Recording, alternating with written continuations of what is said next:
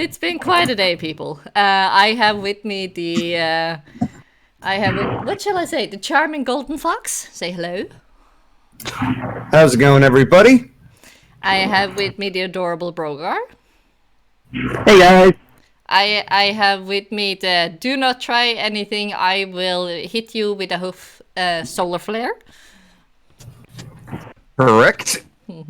And we have one who has been many times and will continue to be many times in the future, our adorable Aeon. How are you guys? So, this stream started a lot, very chaotic. Oh boy. Is that the Technical word? difficulties. You see, because the time is weirdly not following my time in my head, so, you know, stuff happens. But we also had a very experiencing time dilation. We're experienced in this. Yes. Get strapped in. And stress do not at any time, at any moment in my life, have ever affected my possibility. I can't English today. Yeah. I know that feeling. So yeah, we had a fun little talk about music and brownie music. Do you guys want to jump back on that track, or should I start rambling more stuff and embarrass myself? No, don't embarrass yourself. I'm down for the music thing just because I was into it if everyone else is. Yep. Oh, wow, imagine that. The music dealer likes music. Yes, The shock. opens my trench coat. Hello, I have a fine selection of dank rhythms. You want You some, want to buy some beats? you want some liquid drum and bass? I got liquid drum and bass. Why do You I want get... you want a hard liquor of hair metal? Why do I imagine Aeon's gonna be for the sundown? You want to buy a sundown? You want to buy some not exactly legal tunes? Can I interest you in some Norwegian heavy metal? Or is that too Be that spicy? hipster. My street dealer name would be Kaza, if anyone gets that, but you'd have to be quite the nerd. That was back in the day. You could download any music for free before music was freaked out, and one of them was Kaza. You see, that's just because I decide to just go and download my music off of YouTube because I don't care. No, the same, but I'm talking like in the 90s. This is you used like Kaza or Netscape. Nah, I use YouTube to MP3 all day. That was No, I meant, like, my jam. In like 1999 is what I mean. Yeah. Oh, I didn't even back have in the access to old the internet in '99. Are you kidding me? I didn't have access to the internet until like I want to say about 2003, probably. I've had access to the internet basically since I was born because my dad was a software engineer, and that was back in the day when the companies paid for everything. So they just gave us modern computers with all the software and everything because my dad Modern needed it at for the his work. time. Yeah, modern at the time. So every time a new Windows came out, we just got copies of it. If you need another laptop, they would drop like $3,000 just to give him another one. Now I'm sitting here like, huh, you guys English. So we had internet basically since the days you could just have internet because it was vital for his coding job.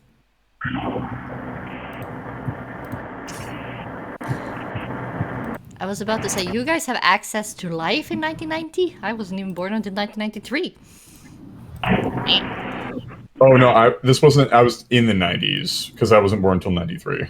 Oh yeah, we are the same age. I forgot about that. Actually, I you was are born in '96. Oh. Yeah, you are 6 months older than me, Chris. Actually, A lot of you are 90s babies. I was an 80s old man. Ooh. We got a high level XP here. level 100 millennial. So yeah. Do you guys have a favorite brownie musician? If you're able to pick one. I can can pick list a one. few. Go ahead, Peter. Probably Evening Star would probably get one of my number ones. He goes to Marcus absolutely. Warner now. Yeah, I have to be sort of in the mood for him, but it's really easy to get in the mood for him. He's you would have remembered him for his orchestral music, but I think the most impressive thing he ever did was he turned the MLP theme song, which is sometimes memed on, and he made it into something like emotionally like moving. Ooh. That was impressive. Fuzogs, if anyone remembers Fuzogs. I remember Fuzogs. I remember Make that. It special. Yeah, like I was. I remember at Equestria LA many years ago. I was at a Brony music panel, and Fuzogs was one of the people up there that I was watching with Mike the microphone. Ooh. Go on, Peter. I'm trying to remember others because I know of other.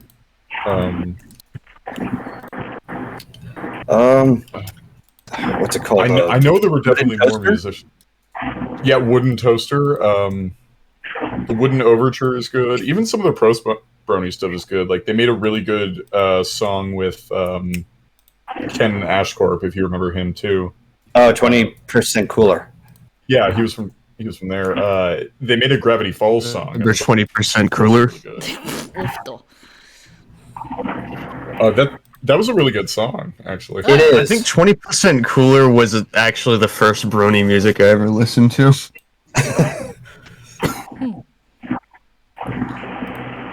Do you remember something else about early Brony music too? When the stereotype was that it was all heavy dubstep and Oh God, yeah, no. like, all essentially stuff. like if sound could have a seizure, that's what it would sound. oof. Yeah, no. I could go on a ramble about that stuff. This doesn't mean it was bad because I actually do unironically enjoy like party style music like that. Yeah, I do have a few friends who can't listen to it though. Yeah, it really depends on how they work with it. Like, any of you remember the name DJ Alex S? Yes, I remember Yeah. Alex S. He was one of the few examples to work with the sound, the wobbing sounds of dub music or dubstep, however you name it. I get lost in that category. I get you there because some people did do it to the point where it sounded good. Other people did it so bad it became a meme, and Yeah. practically also a stereotype of early Brony music, which isn't the most well deserved because you had other people cropping up in that time. Like I mentioned, Marcus Warner. He started doing Brony music in like 2012, and his stuff was like nice, like drum and bass. There's actually really good Brony drum and bass too. Like to mention Marcus Warner, he did I Gotta Find a Way. Wow, from the musicians make good music. What? Not all. Well, here's the thing: not all of them make good music. Well, then they're not musicians, really, are they? Dun, dun, dun. A musician just musicians just make music. I mean, that depends on what you define as a musician, because if I go and punch the wall here, that is technically a sound and therefore is subject to be calling music. That doesn't make me a musician, now does it? No, You it know, doesn't. there's literally a genre of music meant to troll that line of thinking. You're gonna love this. It's called mathcore. It doesn't even have to sound good. It's just if you can technically hit the notes with any type of sound, mathcore is just like, okay, let's have fun with that.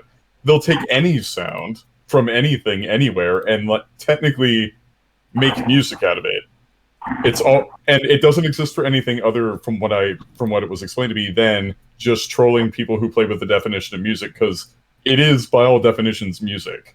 They legally made sure of it.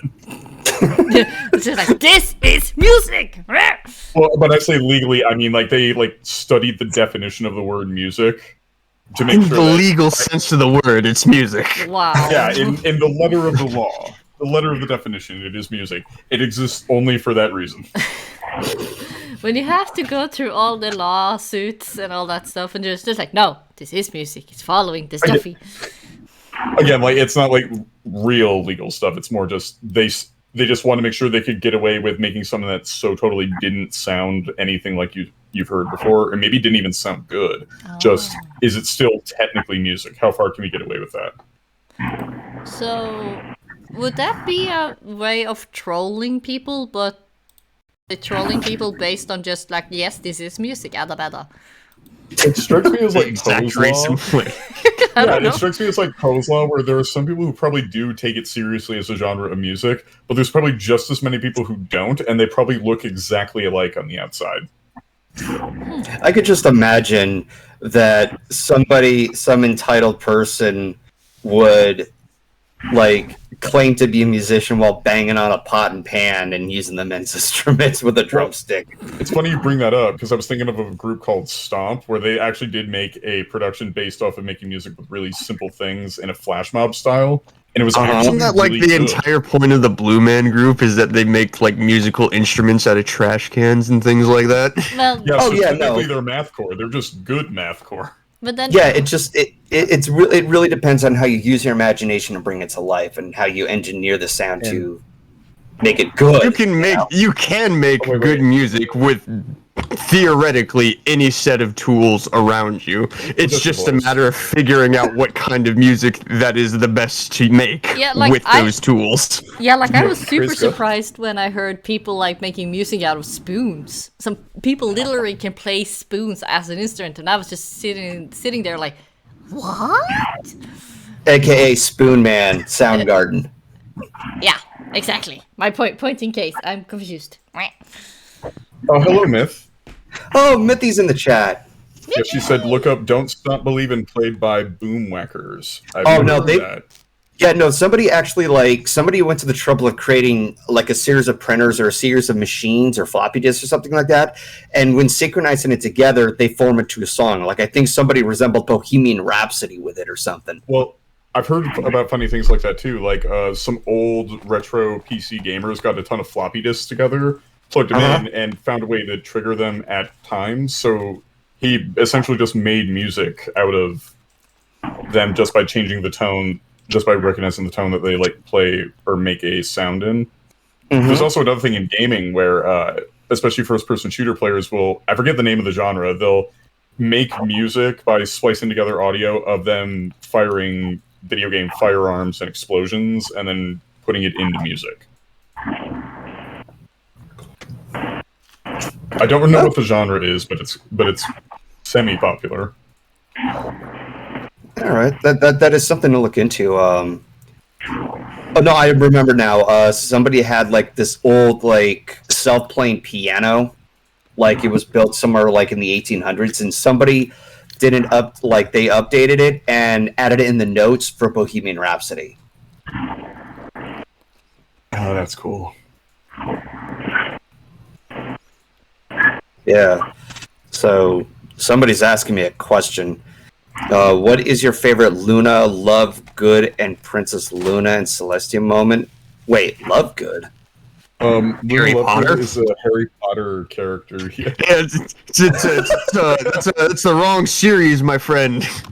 Yeah. I mean, unless you're just asking in general, but that's kind of like a strange thing to word it like that. I think what they're trying to go for is they want your favorite Luna Lovegood singular moment, and then your favorite like princesses together moment. I think that's what they're aiming for. That is a lot to think about. I've watched, I pretty much know the entire series, but even then, like when looking at them, you lose track of whatever it is you know about until it just pops up in your head. Yep. So Yeah, I never really paid much attention to Luna Lovegood. So to give a loose answer, okay. So Celestia screams zipline. That is funny. I like it when I enjoyed a lot of the moments from A Royal Problem, like where Celestia is like getting the experience of working with the dream sequence. And as far as Luna is, I love her awkward behavior during the Luna Eclipse, where she's using her Cantalot voice. Yeah. So I hope that answers your question. I can't say anything for Luna Lovegood because I don't pay that much attention to Harry Potter. That's fair. Yeah. But continuing the subject with Brony music,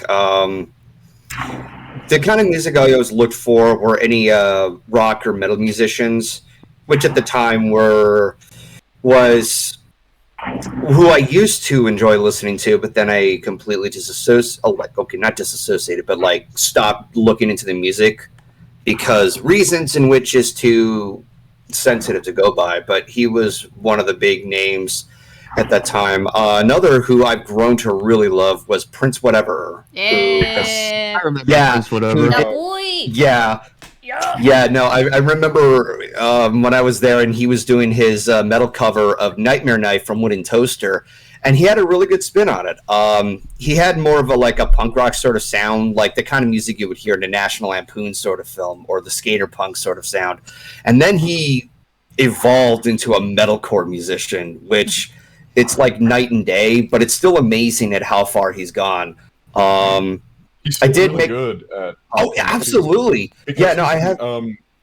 I remember. I think I vaguely remember them talking about this, but this would have been like years ago. Him, Turquoise Flash, and Ponyone Kenobi, who are also really awesome. Turk is incredible. Yes. Turk is all about pop punk, and so when they came together to do Deer in the Headlights, which is a really good cover, I totally recommend it.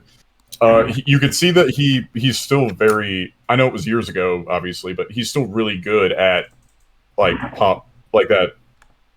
I think it's more like punk. I think that's what I'm trying to say. I'm not musically educated in my vocabulary, so I'm probably making a million mistakes. Mhm. But yeah, he's still really good at getting that punk sound out, especially with those two. That was really good. You okay, Brogar? Sorry, I'm just sweating a lot right now. I'm working at the same time. Wait, you said you Why were are you free. here if you're working? Yeah. Huh? Sweetie, you said to me that you weren't gonna work. That's why you had time to join us for today. Sorry, it's just due to some circumstances, I had to get everything done before my trip. Oh. Oh. Like, do you wanna still be here, or what's easiest for you? Yeah, no worries. I'm just listening in, and I'm multitasking at the moment. Okay. Just let us know if it becomes too much, okay? Okay, no worries. Yeah, okay. Take care. Oh, feeling bad. Oh, no. Poor Brogar. So, you were saying about Turquoise? Oh yeah, no, they made some really awesome sort of like pop punk stuff because Yeah. he mentioned to me that years ago that's mainly what he like studied, and he was really good at it because he would go on live streams with Sugary Violet, and often if you, I think it was a while ago, but I think the rule was if you got a commission from Violet, you could request a song. And it was kind of like just list anything pop punk. There's like a 75% chance that he probably knew it and knew how to play it from memory. It was always really awesome to listen to too. So you got a picture of the song. Yeah, no, I remember I discovered his music when he and Megaphoric did a collaboration together. I forgot what the name of the song was. There was a number of... I don't know if it was Canterlot Nights. The most that I remember is that Turquoise and Megaphoric and Joke the Loaf used to have plenty of collaborative efforts. And Matthew Mosier was another one to name. And they did a collaboration together for My Cadence, which was a very sweet acoustic folk-like song. That if anybody remembers it. No, but you're free to throw a link into Discord, and I can post it in the Twitch chat in case people want to. Sure, let me look for that. Yeah. Because wanna give a shout out to people we think are awesome and help people get recognized if possible. Mm-hmm. Like, I know I don't have 100 people watching, but still, Are you sure? It's 17. Yes, I'm very sure. But thank you for the Are you confidence. sure? Yes, yes, I am sure. Unless it's invisible people. What did you say, Aeon? There is one other, and this was kind of an interesting creative thing. I can drop it in the chat too. Thank you. Where it seems like people took like the main six and they like gender bent the same thing and then mashed a sort of like mass of their songs together into one song, but it came off as a duet with themselves and their gender bent self, but it was actually kind of interesting. It's one of those things where it's like it modulates their voice, but it does it in a way that's actually like you can tell it's modulated, but it's actually good to listen to. Oh. Like Vaporwave is good at that. Oh. You know what I'm talking about, like how some Vaporwave music does that too? Like voice modulation.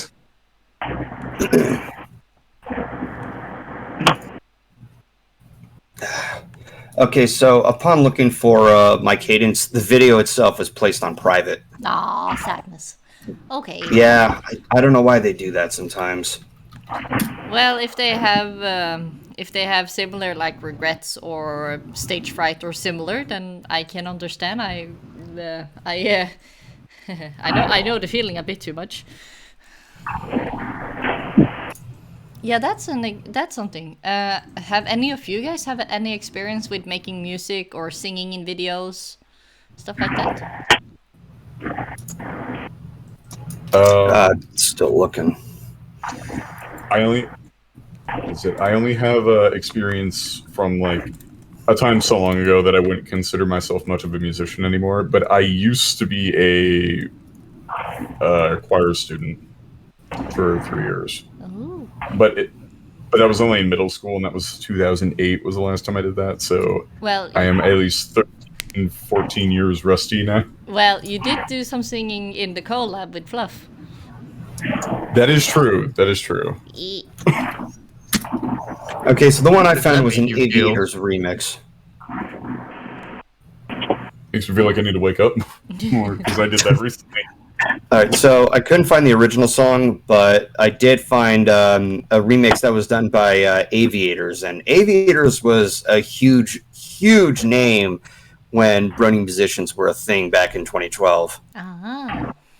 Yeah. Wait, this will send you into nostalgia. Do you remember when every time a new song came out from the show, there'd be like 20 Sim Grutina remixes of it?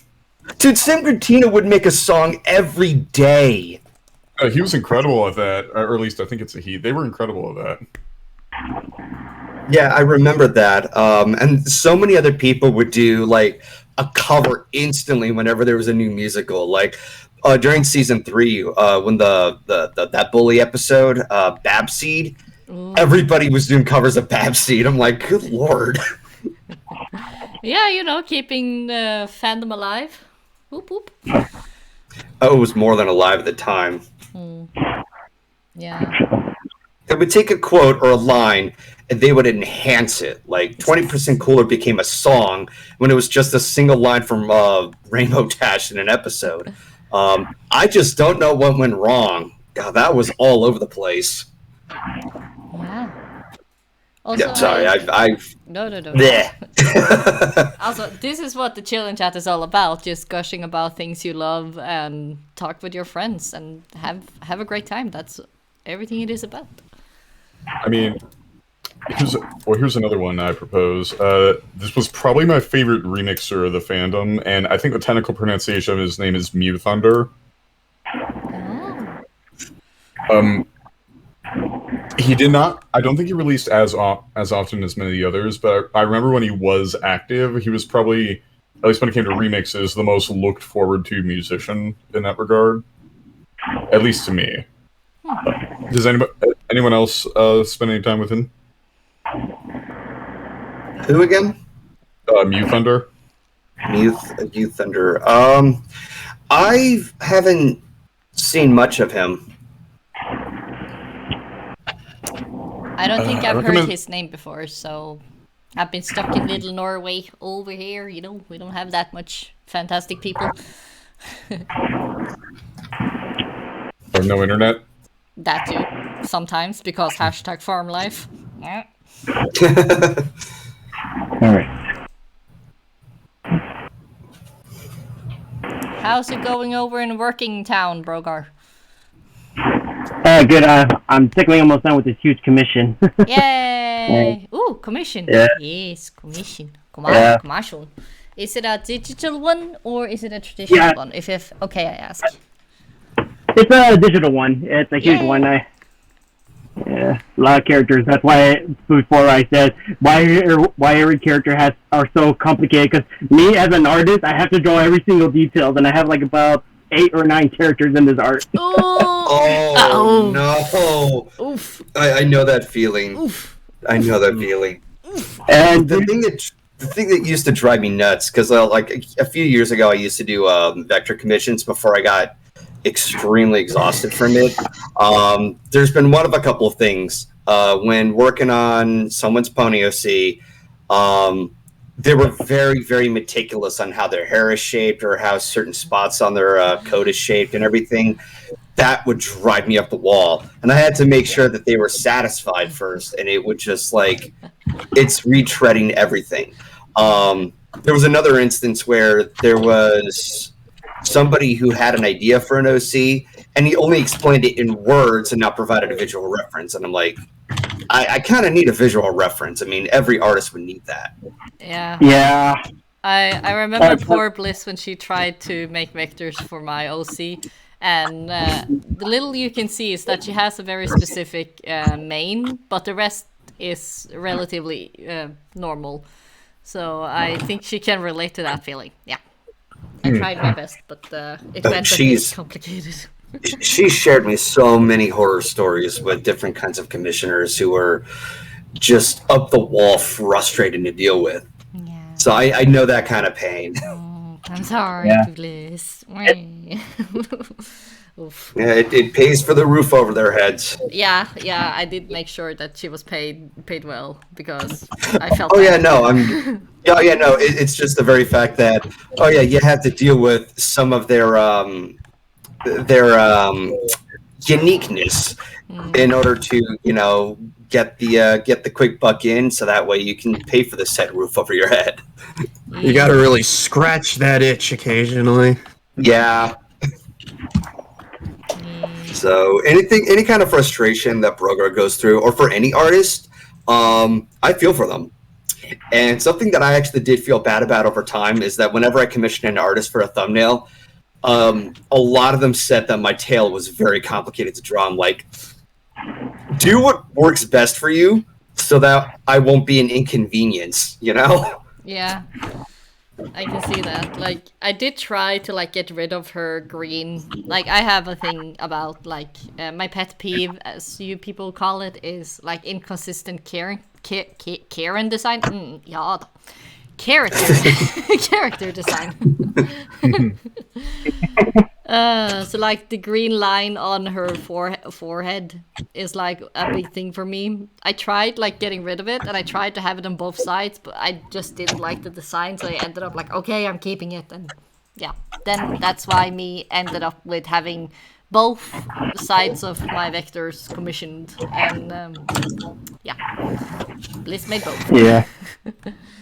Here's my secret. The whole reason why I keep my character simple, because I don't want to. I do too. As do I. So easier. Even with Aeon's, for lack of a better term, hair highlights, I wasn't. It came off more like a glare in the original vectors sent to me by the guy who originally remade my vectors. But I basically just told people, do whatever you want, because I know on this one it's just the tips of the spikes. I'm just looking at the other OC. Yeah, I'm just instant diabetes just kicking in. I mean, if we're gonna go that route, just give me a second here. Yeah, sorry, I was just thinking of showing the others. It's such a small, annoying little thing, but it affects it makes my brain happy when I see it's done the right way. Your brain goes. Right. Or when done in a way that's unexpected but really looks good. Yeah, right. So I'm putting this on the stream. I hope that's okay. when they do something that you've never seen done with your character before, you're like, wow, that works a lot better than anything I came up with. Let me find something. Hang on. Yeah, it's just I want to have this too now. Actually, if I could find it on Bliss's DeviantArt, she did one similar to the one I just sent. It's basically her sleeping on top of me, but with her mouth open. Oh, that's cute. Yeah. Sleeping golden. And Bliss doesn't like it when people color cute. Oh, that joke got abused so much. Starting to get a bit old, but as long as people are only doing it in good fun, then it's okay. But if people start doing it a bit too much, then it's dude, come on. It's not so much as doing it too much. It's they think that using these jokes is a way to try to get a close connection or a shortcut to being friends, and it's just no. Not how it works, cowboy. Yeah. No offense to actual cowboy. We love him very much. He's awesome. He's a good friend. Well, Bliss is also somewhat of a cowgirl. Did she grow up on a farm? I can't remember talking about that. She did not. She No, lives she grew up in She lives Austin. in Texas. No, she grew up in North Austin, dude. That is the exact opposite of a ranch. Ah. I I grew up on a ranch. apparently Goldie. Oh, dude, way off. Yeah, I was gonna say, dude, if you had seen where she grew up, it's more like gated God, that's such a community. California question. Yeah. God, you grew up in Texas. Is there like a ranch nearby, man? Or Dad made good money, so. what was it Is that there- you well, I said mean- once? I mean, Like, Did you grow up on a farm, my dude? No, like people would tease me every once in a while, asking if I have a surfboard because stereotype. Yeah, I know. Yeah, Chris, in honor of earlier, I sensed something. yeah, I saw it. I'm about to put it in. Where did you go? Where did you come from? Where did you go? Where did you come from, Cat Nigel? I will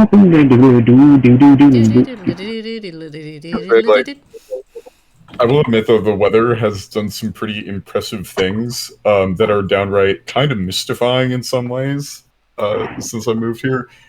But I think the thing that will always top it is somehow in the middle of summer, it went back to autumn, complete with brown and falling leaves for 3 days, and then it went back to spring and summer again. How'd that go for you? Oh, it was awesome, but I'm just like, dude, how did it become autumn again in the middle of summer? Like, it was great. Don't worry, I'm not complaining. I'm just wondering. I just love how Texas is really, really like. How did it autumnify? Right? No, don't start with puns. Oh. It wasn't even a pun. I have mean, very this- bad humor, I'm just saying. You're fine, Chris. We still love you. Thank you. I think the most impressive, like, seemingly minor thing was it was like 90 degrees and humid, cloudy, and all this other stuff Found it. at 12. And then by 3 p.m., I look outside and it's like, oh, it's sunny. And now it's 60 degrees. It was awesome. It felt incredible. Ooh, you found But the it's- lights. But what's funny is that 3 p.m. is usually the hottest point of the day. So it was like super surreal for everything to just like effectively change seasons and skylines so drastically that it almost like went to the other half of the year for like a day. It was great. I remember that one time that it dipped below freezing temperatures in Texas, and also the power went out, so nobody had heaters. Oh no! And then also, my family made the wise decision to get rid of their fireplace, so we couldn't even have a fire. So you know what I did? Logic I not took every compute. blanket. I took every blanket in the house and just bundled up like a massive burrito. I was like, all right, I'm gonna camp in here for the next 3 days. I am. Solar cannot come to the phone. Solar is in blanket town. Goodbye. Yeah, I'm busy. I'm trying to survive here. I don't know about the rest of y'all. I'm fighting for my life here. Bluff. No, like me, Bliss, and Lars, we had to go to their God, I parents' can't aim to house. save my life. But they applauded me, and I am very happy about this because their parents' house had regular power, where it was like for us, it was like we would have like a few hours of no power and like 1 hour maybe with some. See, I was the opposite. I'd have most of my day with no power, and then maybe if I was lucky, the power would turn on for an hour so I could use the microwave to warm something up to eat. Yeah. When a house If when a house doesn't have power in Norway, we call that a cabin. No, I get you.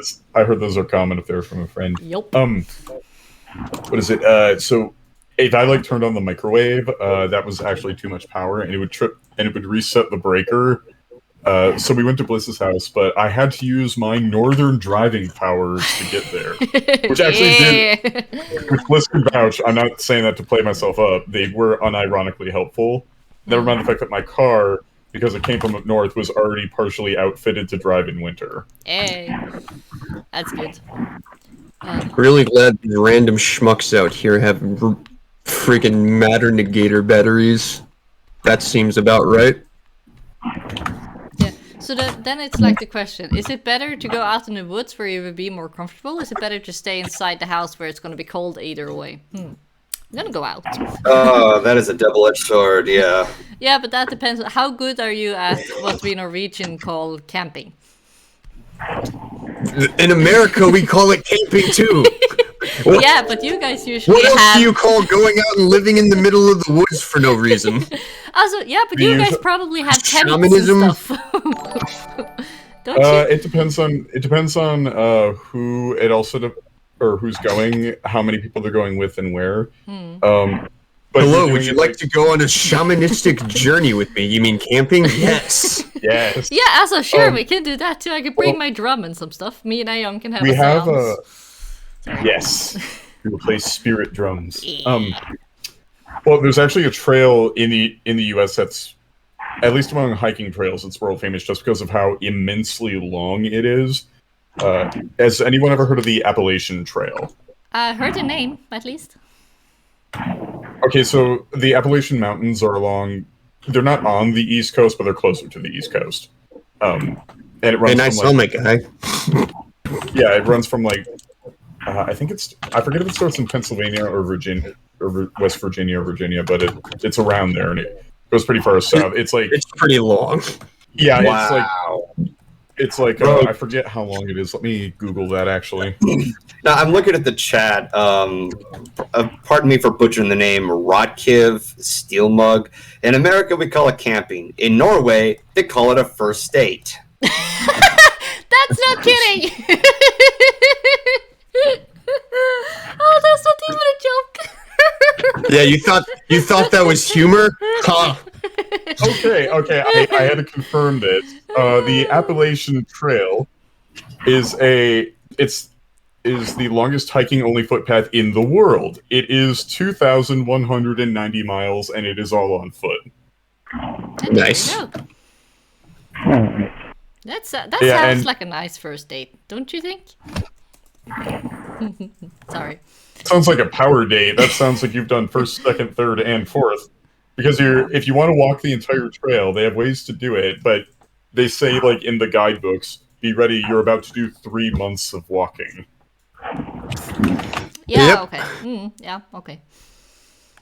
That's one way, by the way. That's one definitely that is definitely a mountaineering power couple move. Yes.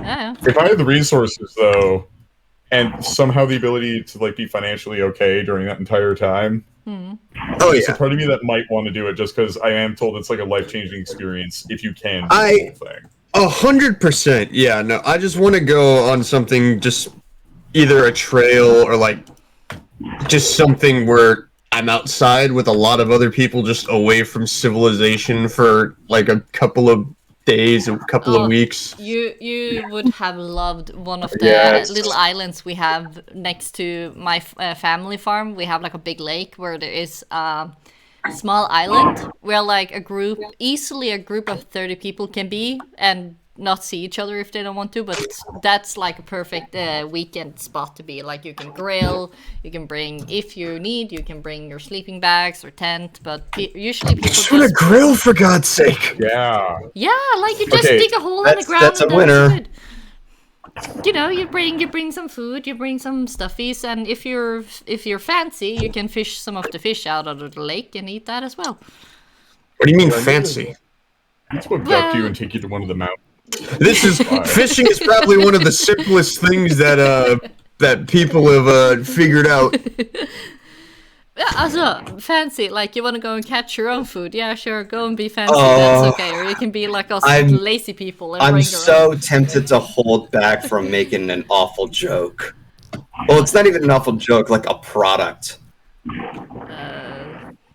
It's a thing where when you catch a fish, it's supposed to help get the bones out of the fish before you start to grill it. yeah, you have to butcher it. Well, yeah, you have to cut it, scale it, remove Yeah, there's like a long The process. edibles Well, and- there was a product that would help that out, and the name of the product is very inappropriate. Ah, It has okay. not aged well. Yeah, okay, then I appreciate that you are able to withstand. I appreciate that. Thank you. Yeah.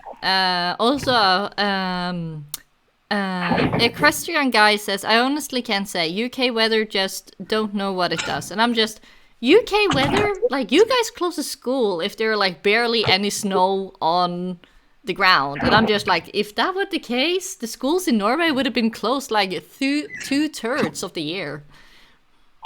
No, there was something I never understood growing up in the north of the U.S., and that was, the entire state of Georgia shut down. If anyone remembers this, and I was like, from what? Oh, winter storm hit it. And like, oh, how much did they get? And it's like 2 inches, and then okay, nothing against the people in Georgia, but a lot of us kind of laughed because just the night before we had an 8-inch drop of snow, and. It's really common, at least where I'm from, for the ground level to be up 4 feet.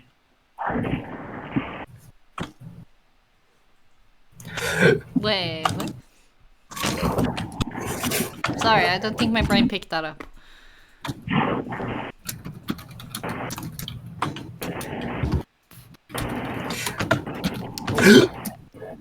Hello, darkness, my old friend. No, don't you dare die on the stream. Nope. Don't You're not allowed. Nope. Or how do they say it in the old ways? Odin will not let you die yet. Right. Mm-hmm. Oh, go back. Your time has not yet come. Yes, you still have work to do. Then like kicks you I know. back into the living. I could just imagine like an old man.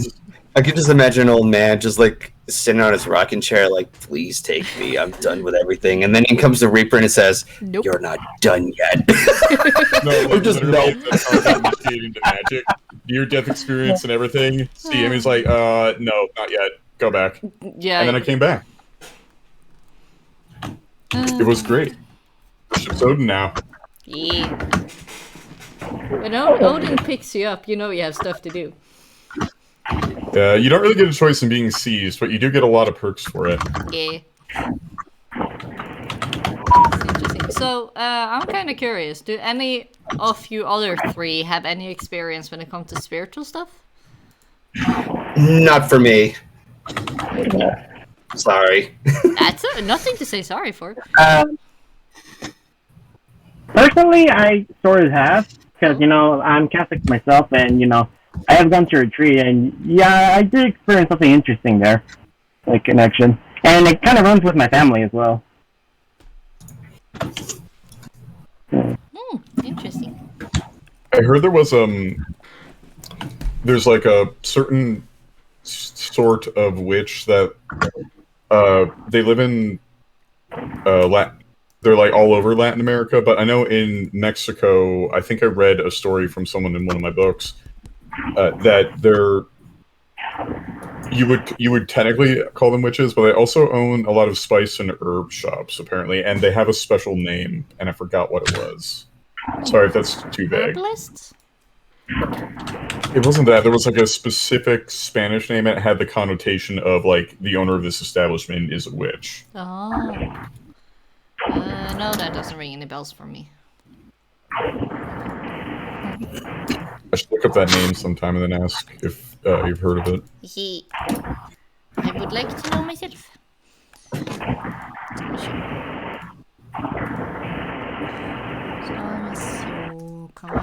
Jo, this is something I have talked to all of you except Golden about this, but one thing I always ask new people on this podcast, or whatever I'm gonna call it, I don't know what to call it anymore, is basically like, you have an OC. How did you end up with the colors, why did you become a Pegasi, and the name for that matter, and the cutie mark. Okay.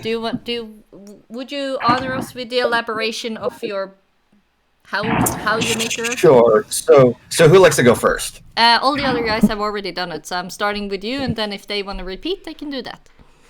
Okay, then. Alright. So, let's see. So, first of which, to explain the names, I always go by the username of GoldenFox, and I've always had that ever since 2005 when I used to make Newground stuff. And the name was based off of Tails in the opening sequence of Sonic 2 on the Sega Genesis, because his head is always shiny, so it's like, might as well call him a GoldenFox. And I stuck with that for a while. My OC's pony name is Goldblaze Phoenix, and it was... I'm not going to say that it was just out of like a lazy coincidence. I tried to do something a little different with him. I wanted to give him a name based on a bird. And I always wanted to stick with a Pegasus because I always wanted to fly or have the ability to float around. But with that in mind, the original design that I had, I was going to make his coat red.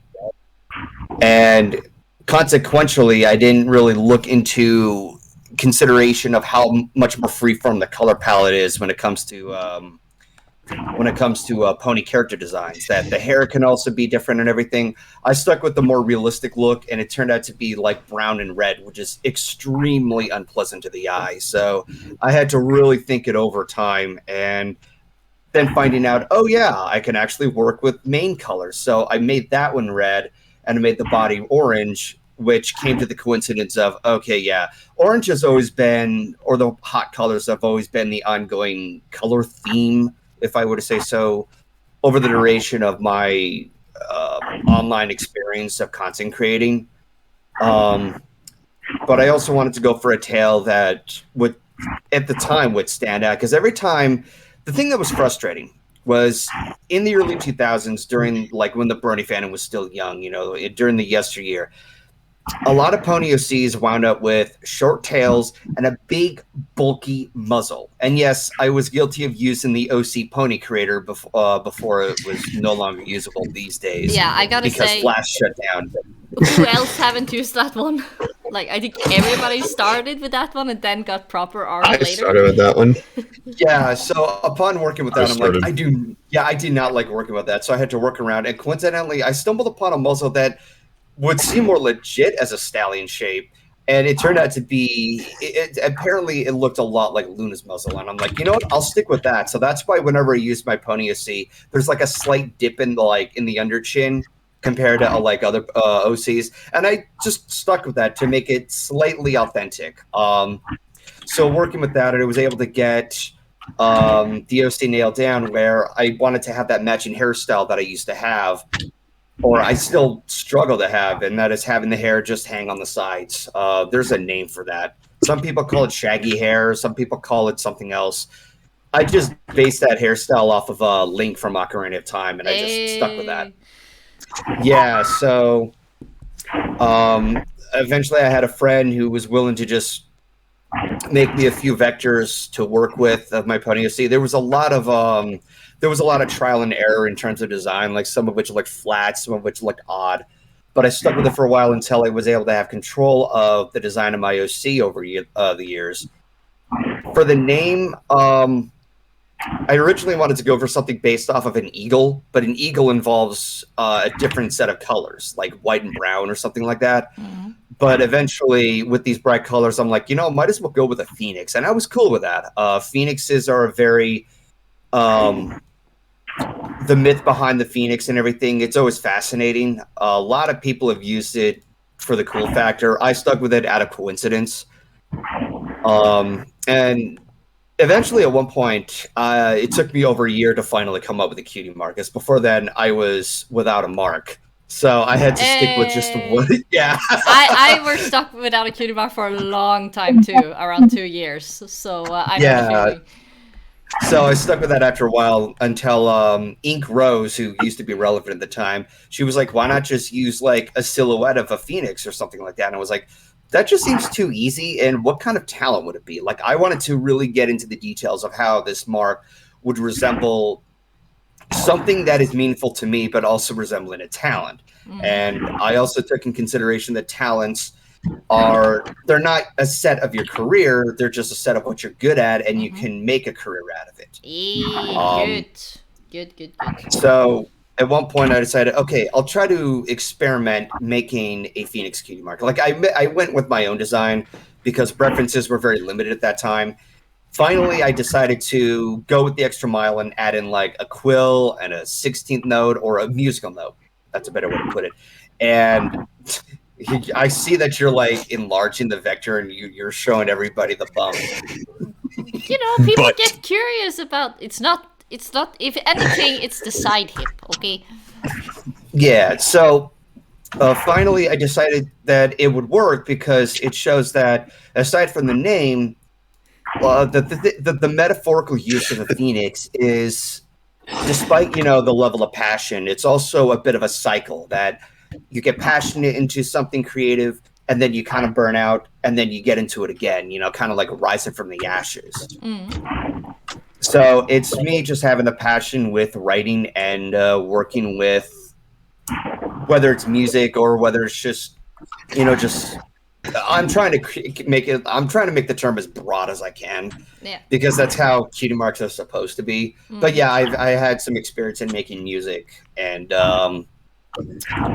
there's like a few other things in which I'm probably accidentally leaving out. But I think the general idea, I think you can kind of understand that. So yeah.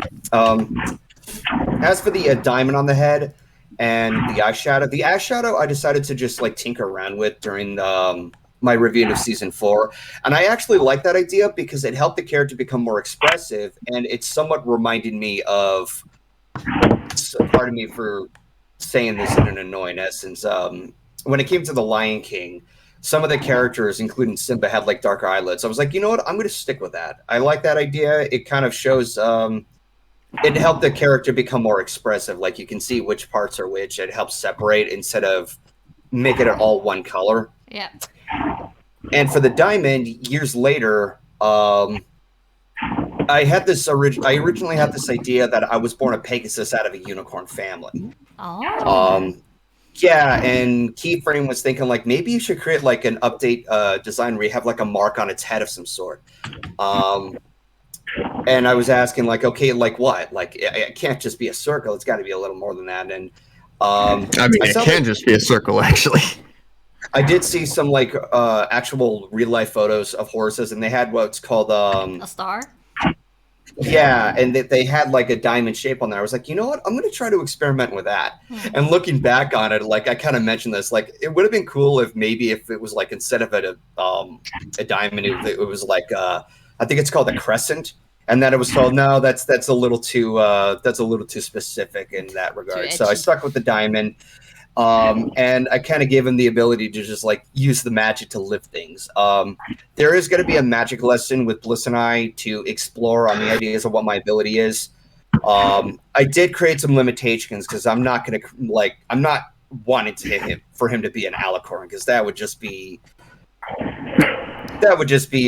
be a cop out. So like you wouldn't. It's like for you. Go ahead.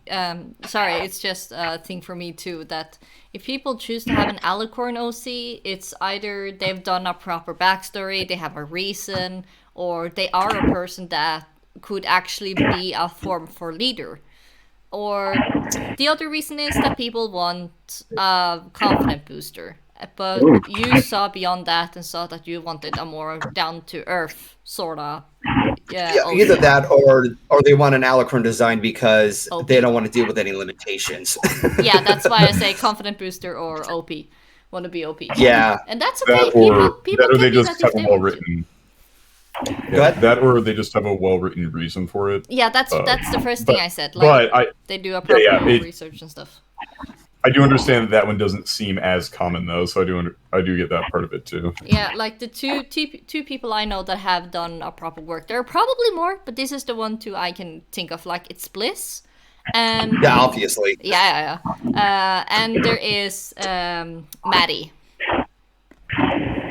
Oh, Mary No, Sue. yeah, Yeah, Mary Sue. Sorry, yeah, that's That the Mary one Sue. it's- Mary Sue is a giant satire of all the people who make. I think Myth is pretty good too.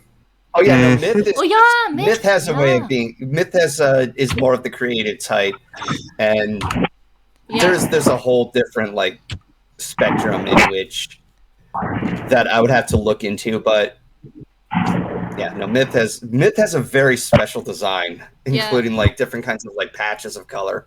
Yeah, but again, She's got it thought out. yeah, and she Yes. doesn't. What's it called? She doesn't play. She that doesn't card. wave it in other people's faces. Exactly. Like she is an alicorn, but again, she is doing it with a proper background, and she's not using it as a booster. So that again, like, sorry, I forgot about that. My bad. I only could think of Mary and. Am I saying the wrong name again? No, it's Mary. Mary. Yeah. Mary Sue. Yeah, Mary and Bliss. So my bad. Sorry, Miss. Nah, you're good. You're good. You're good. Oh, sorry. So yeah, continue. Sorry. So, I did explain this in like the description box in DeviantArt, and I'm not afraid of just like giving out spoiler warnings. Like it's going to be explored upon in the magic lesson, but basically, yeah, he can lift things with the diamond, but that's it. He can't teleport. He can't do other Fancy things stuff? in which, yeah, like other kinds of like magic stuff. Like they're not even spells. Basically, both the diamond and his wings are able to conjure up heat and fire. So he's kind of like a firebender in a way. Hey. And it's mostly relied on his emotions when working with the fire. So there's a huge catch-22 with the diamond, and I think this diamond would like, yeah, no, the idea of the diamond, like how it was developed, instead of just having it be a breed off of his family just being a thing of unicorns, it was shown at the end of what I call the next chapter, where he's changing the background because it's dated. It's at season 5, and it's just for general just reviewing stuff. Period. I think that I think a part of his head like left a bit of it. It's somewhat of a scar when he was changing his YouTube channel background, and now it's got like this open spot. And the catch is, while he can use his magic and everything, he has to be careful to not let anyone touch it physically because they can actually read his thoughts. Ooh. Okay. Yeah. Bit of It's a. yeah, it's very dangerous. Yeah. Yeah. then So it's it's a matter of self-control and try not to be too open to everything. Yeah. So then it's my question also: can they then permanently read his thoughts, or is it just when they touch it? It's when they touch it. Okay. It's as long as it's being touched, they can read his thoughts. If not, otherwise, it's I'll have to safe. figure out. Yeah, I'll have to figure out like the next step for him to overcome the boundary with the lock and key. Ooh. Yeah. Would be interesting. Looking forward to see something like that from your channel. Oh yeah, we've like Bliss and I have already scripted things out in our magic lesson, and we had a ton of fun writing it. Oh yeah, looking forward to that. Yeah, I do hope to see it whenever it gets finished because it is absolutely hilarious with what we wrote down. Awesome. So yeah. So yeah. You explain. Does your character is then a Pegasi from a unicorn family, but like, do you have any more of his backstory? Like, are they living somewhere specifically, or like? I do you have haven't anything really down? nailed it. I haven't nailed everything down. The idea of him and his family, I kind of wanted to keep it loosely based off of my actual family. Like, for instance, the Aw. idea of my character being a Pegasi-born only kid or a offspring off of the unicorn family is supposed to play off the whole me having autism and everything, which a lot of people have done it in many of their own ways. But I wanted to do something a little more subtle with it. So it's showing off that I have Asperger's and I have like a very oddly different interest compared to everybody else. And comparing that to, what everybody else does, as I don't know if the word norm would be the term for it. Star Raptor, to answer your question, is it possible for a character to learn spells? No, his only limit is that he can lift things. And a part of that is because there's a thing about heat rising, and he can basically he doesn't realize it yet, but he can manipulate with some level of heat, which also has a different sound of magic compared to like unicorn magic. Spoilers, it was Ocarina of Time. No! Yeah, like there's those magic sounds from Ocarina of Time that goes like it's got that eerie ring to it. But as far as the idea with the family and everything, it hasn't been set in stone. I did establish a bit of a backstory that, despite me being different, I wanted to impress them with the things that I am different from, that they would like, not so much as acceptance, but make them proud, if that makes sense. But it also comes down to just more of just me having somewhat of a confidence issue. I would have to look back at the script again. Like again, like that part wasn't like set in stone. I was focusing more on the design, and I focused more on reviews. That's fair. Yeah. So we are looking forward to that video when it comes out. Oh yeah, it would. Yeah, no, I'm looking forward to seeing it too. Yeah. So, I know all of you have explained your OCs before in other streams, some of you multiple times, but if you guys want to do it again, feel free. Absolutely. I'm not sure if I explained this part about my character design, but based on the color scheme and the outfit idea, I think I subconsciously got the idea from one of my favorite Mexican comedians called Cantinflas. He's basically the Mexican version of Charlie Chaplin. Ooh, cool. Yep. He's a simple brown vest, gray fedora, red like a red scarf. Let's just call that part. And I think I subconsciously picked it because he's like one of the most famous entertainers of Mexico. Like always rambling, always entertaining. Doesn't care what people tell about him. You know. Nice. So, I guess that's part of my inspiration from him. Very cool. Thank you for sharing. The only thing I can think with Golden mentioning his thing was, I did have a similar thing that I actually talked about with Bliss, and I was wondering if I wanted to put it in something. He's technically half bat pony, but it just doesn't show up like a mixed race thing. I think the only thing I added was that he could technically, even though people might think this is just in his incubus form, he actually always does have fangs. He just doesn't always have them out. That's fair. I think I know what you're talking about. Yeah, I've seen some of that. Oh boy, retractable. Yeah. You All know, that really means is he can freak people out by eating meat in front of them casually. I was thinking more like, yeah, he's always ready for Halloween, but okay.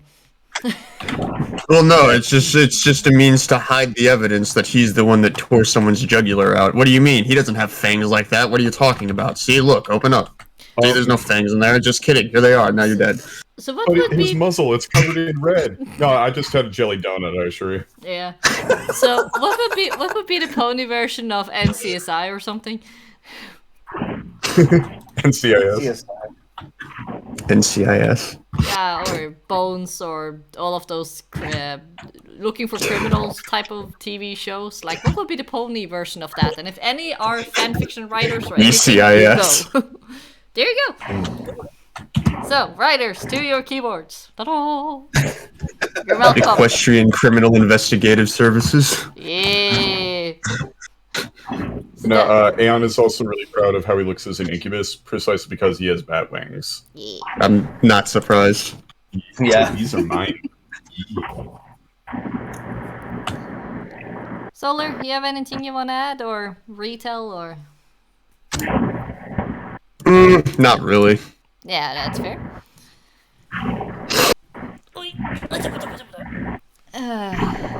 Yeah, no, I think people have heard mine before, and yeah. Can I ask you a question about yours? Yes? I'm told you have awesome survivalist skills. Does Chris Pony have these skills? I haven't thought that far. Like, I haven't worked a lot. Like, okay, what skills specifically are you thinking about? If I recall correctly, can she use firearms? Maybe? I'm just being silly with it right now. Yeah, that's okay. It's just I haven't really given much thought to her background or anything. Like, I just thought of her as a me version of a pony, but my special talent would be the huggle sense. Even though I sadly don't have that in real life, I would really like to have a huggle sense in real life. That would be nice. I'm pretty sure you do, and you're just trying to keep it a secret. Shh, don't blow my cover. But if I go some more into her backstory and, I don't know, someday create a actual story, then yeah, maybe I would like to put some more of my own life experiences in her and see what happens. So yeah, if that happens, she would definitely be able to use a gun, and she would be very good at sniping. If I'm allowed to say so myself. Oh, you mean just like I did to this guy right here, where I blew his head off? Yeah, not necessarily blew off the head, but No, Chris, if you have the skill, you could totally give it to your OC and brag about it. That's totally legit to most people because you can actually do it. I will be back in a second. okay. I'm just imagining Chris like sniping a target. I'll just say target just for reasons. And just before she pulls the trigger, she's like, snip, snip. Snip, snip, pew! Oof. Hippity hoppity, your life is my property. Oh, when adorable rhymes Snip, become snip, horrible. there goes the flow of oxygen to your brain. Yeah, access denied. You're not allowed oxygen for the rest of your life. You're welcome. Ugh. No, thank you. I don't want to voice a murder hobo. No, thank you. Ugh. That is not cool. So, all of you have had a foot or a hoof inside the fandom for quite a while. Are there any parts of the fandom that you haven't had a hoof inside of that you would like to have a hoof inside of? If you understand what I mean. That could go like that metaphorically can go south in so many ways. Yeah. Also, if you haven't, like, you like to have a hand. Hey, what parts of the fandom you want to be inside of, guys? I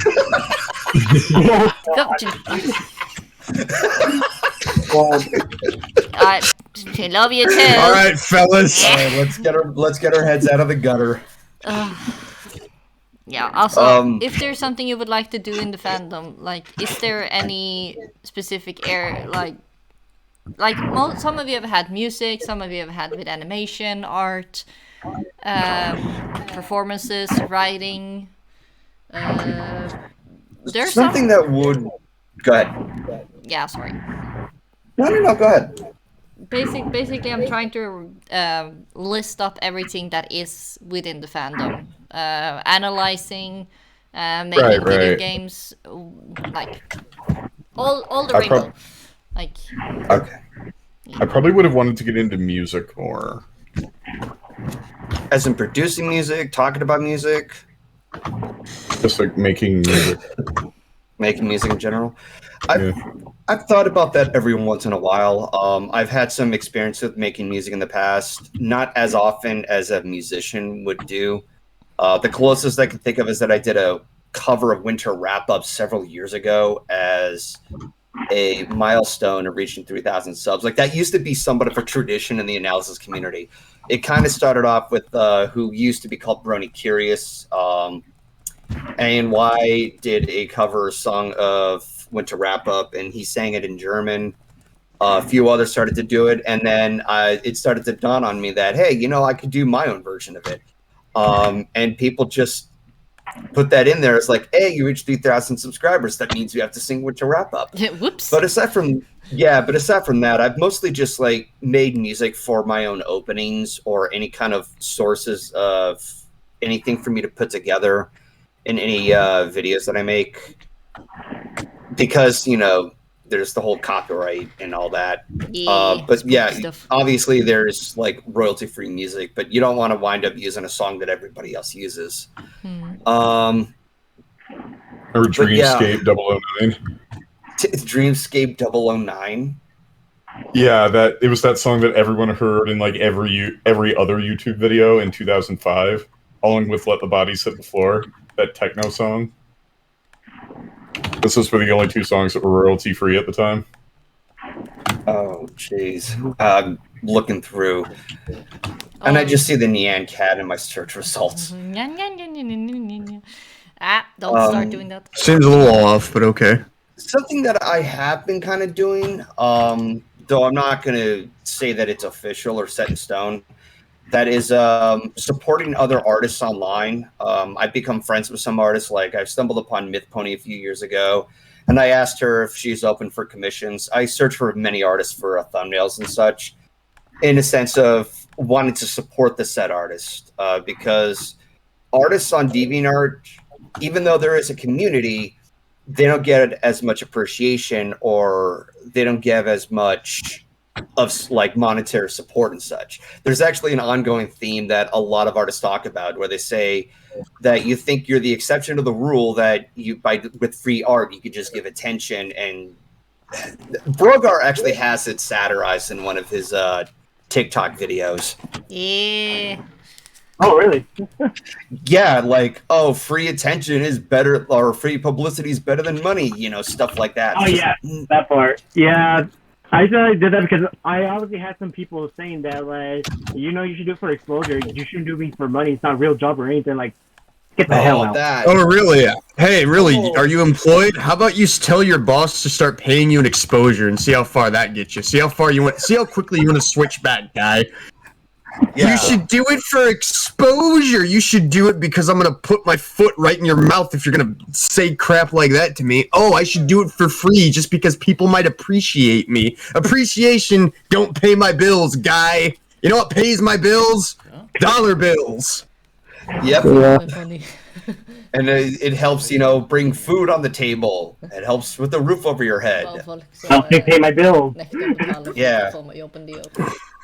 But I've noticed that the people who say that sort of thing, it's always the people that never have to worry about money. It's people that are supported by mommy and daddy because they own a Fortune 500 company. That's not it. That's not It's it. definitely it. No, those people can be it. But most of the people that I encountered were just like, tend to be people who tend to be envious of their success, even though their life, these people obviously don't live perfect lives. They tend to live worse, and they tend to be bitter about it. So they'll say, oh, that's not a real job, because they have to work a 9-to-5 job, and they're just like, hey, that's not fair. I'm brilliant. Why do you have this? But it's like, because these people seem to forget that like charisma is like a real thing. It's an actual skill. It's not just D&D. Yeah, exactly. And it's actually kind of a let's be real. It's kind of a real life hack skill. Like if you could dump anything into a stat, like if I could do D&D real life, I'd probably put my highest stat in charisma, just because of how honestly you could probably get away with the most with charisma. You could probably do the most with it, because here's the thing: you can be a complete idiot. If you know how to talk, people won't know that for the longest time. Yeah, the only problem. Or if you're a genius, charisma. Or if you're a genius that can't communicate, it's not going to mean anything because no one knows how to use your ideas. Yeah, it all boils down to. Go ahead. I just wanted to say the only downside is if there's no people around, because if you then have to survive off the land, you we're talking animals.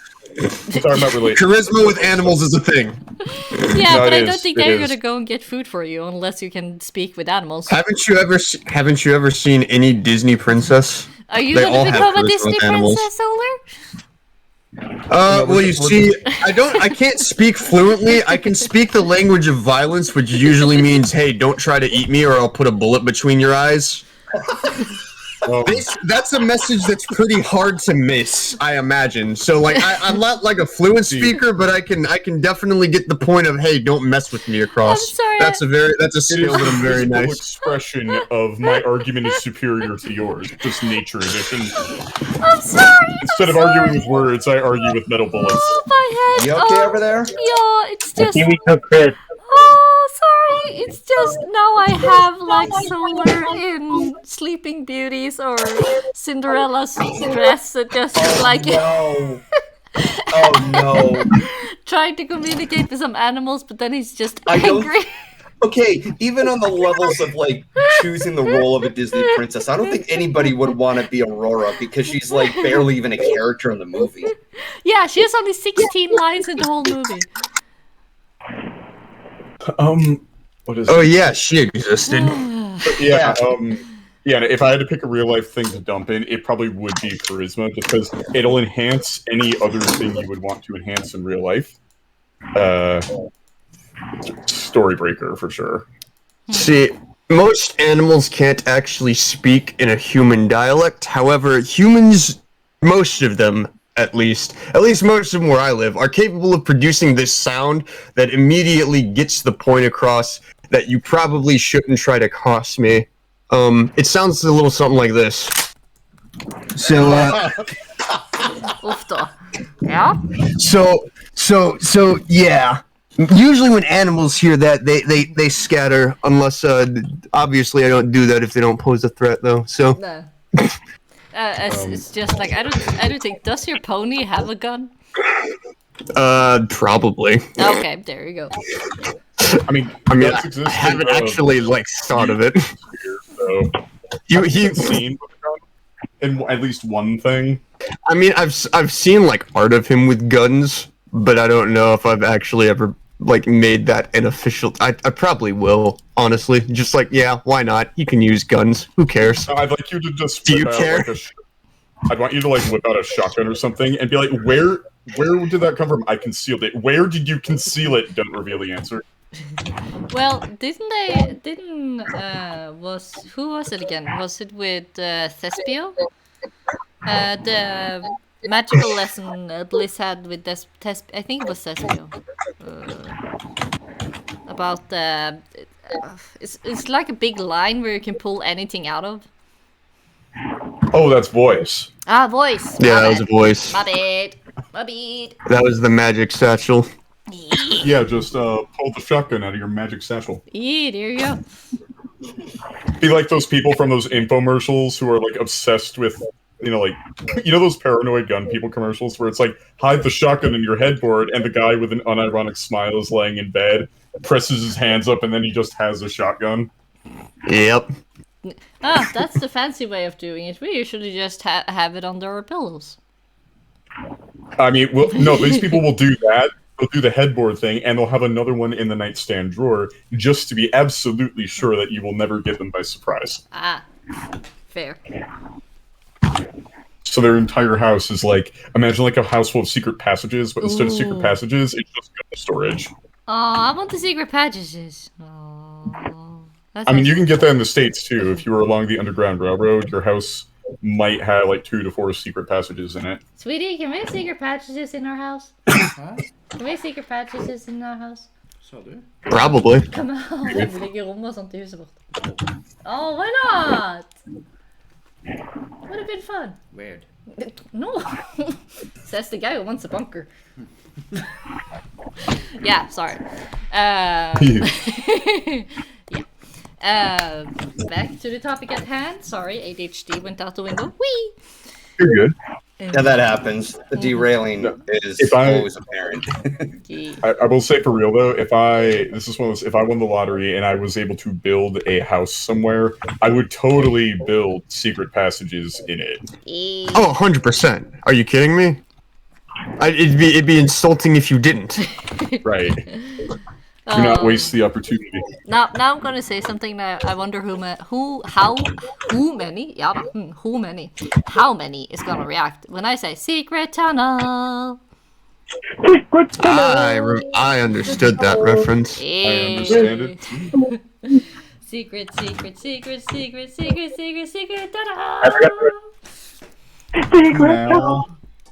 Now, Oh, I just remembered the last part of that song. And what? Oh, hi. Okay, that makes sense. So yeah. Yeah, something entirely different just happened. I was playing a game and then I got a notification. It's like, you can't build when your life is in danger. What are you talking about? There's nothing threatening me. And then a portal opens up and a guy with a shotgun fucking comes out and starts shooting at me. So, to be continued, JoJo. Thankfully, I also had a shotgun, so I unloaded into his face before he could do the same to me. So I think I came away from that one pretty okay. Yeah. Excellent. So that's my question. If you guys could be a bender within the Avatar: The Last Airbender world, and you cannot be the Avatar, even if you want, like you can't be the Avatar. I mean, clearly. Okay, like where would you start? Like, what would be your starter element, at least? Probably Earth, like just straight up. I mean, I know air is probably the most effective because you could do feasibly with air. You have no opposition, period, because you could just go up to somebody like, okay, hippity hoppity, your lungs have no oxygen. Goodbye. So I know what you're talking about. I saw that clip from The Legend of Korra, and I was like, "Oh my god, dude!" Yeah, that was a thing they could have. Metal. They absolutely, every single air nomad could have. As a matter of fact, I'm 99% sure that's exactly how Monk Gyatso died. Rather than him being taken out by the fire that stormed in, he just took all the oxygen in the room and killed everybody, including himself. A lot of dead firebenders, so he definitely did something. Yeah. And he didn't have any scorch marks on his body, so No. There was probably no oxygen in that room. exactly. That's what yeah, And plus, okay. like, it was airtight when they opened it, so that too. Yeah. Okay. Next. I would. But it would still definitely probably be Earth, though. Yeah. It'd be not Earth. For this, Just not. Sorry. no. Go ahead. I'm finished. Very good. Not for the reasons just described. I'd probably be an airbender because I'm all about spiritual mysticism and mystery, and they were just kind of all about that. Plus, they also had the best sense of humor. And also the scenery, like I would have fallen in love with that. Yeah, quite. Also, they're nomads, so they're constantly traveling, so they never get sick of the same place.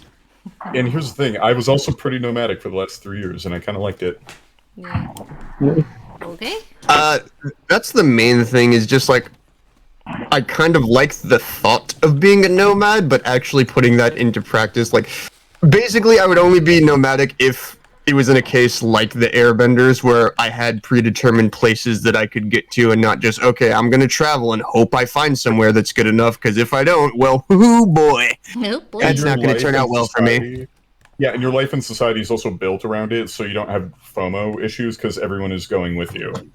Exactly. Yeah. Eh? It's like a pilgrimage that everybody makes. We have the sponsor for this week. It's apparently the Traveling Nomad Musicals. That is what I'm listening to on my headphones, Chris. How did he know? Well, Final Sight is magical in its own way. Oh boy. Thank you so much, Final. Thank you, Vinyl, for vibing on my wavelengths. Whoop whoop. So, Brogar, what element would you like? Or would you be? Do you think you would be? Personally, I think I'll be an earthbender because part of my zodiac sign, I'm a Patras, part Earth, I'm down low, but I also can be stubbornness. Yeah. But I also relate to the character from Legend of Korra, Bolin. He's one of my favorite characters. He acts exactly like me. Yay! Yeah, Bolin is adorable. Yeah. What about you, Golden? I think it's pretty obvious. Yeah, but still want to ask. But yeah, firebending, because I have to learn self-control because I have a lot of emotional problems. Yeah, that can relate to some stuff. But Yeah. hopefully you will get the help that you need and you will become a better person. Even though you're it's always great gonna already. Yeah, there's always going to be a never-ending journey of self-control. Yeah. For myself, I think the other thing about earthbending that speaks out so much to me is, aside from air, it's the most abundant element. Like, name a situation where you're not already screwed, where you're going to be out of touch with the earth in order to The bend. only instance is if you can't metal bend, and you did what the Fire Nation did, eh, which was stick them on prison in like rigs that were just in the middle of the And ocean. oil rigs, yeah. Yeah, pretty essentially much. because Toph hadn't invented metal bending yet. So in that situation, yeah, that's rough, buddy. yeah. I mean, even considering that, I'm about to get captured by the Fire Nation. Okay, I'm an earthbender. I'm just gonna tunnel into the ground and close it up behind me where they can't follow. Bye. Badgermoles digging holes under Republic City. Yeah. For myself, I would really like to be a waterbender, but based on like what I've seen of how the people are acting, and there's also been an interesting theory about you can look at your hand, and you can see in depending on shapes and forms and like the constancy of your hands, you can see what type of bender you would have been, and I think I would have been an airbender. But I would like to be a waterbender because I want the healing. Yeah, I know. Feely, feely. Part is so you.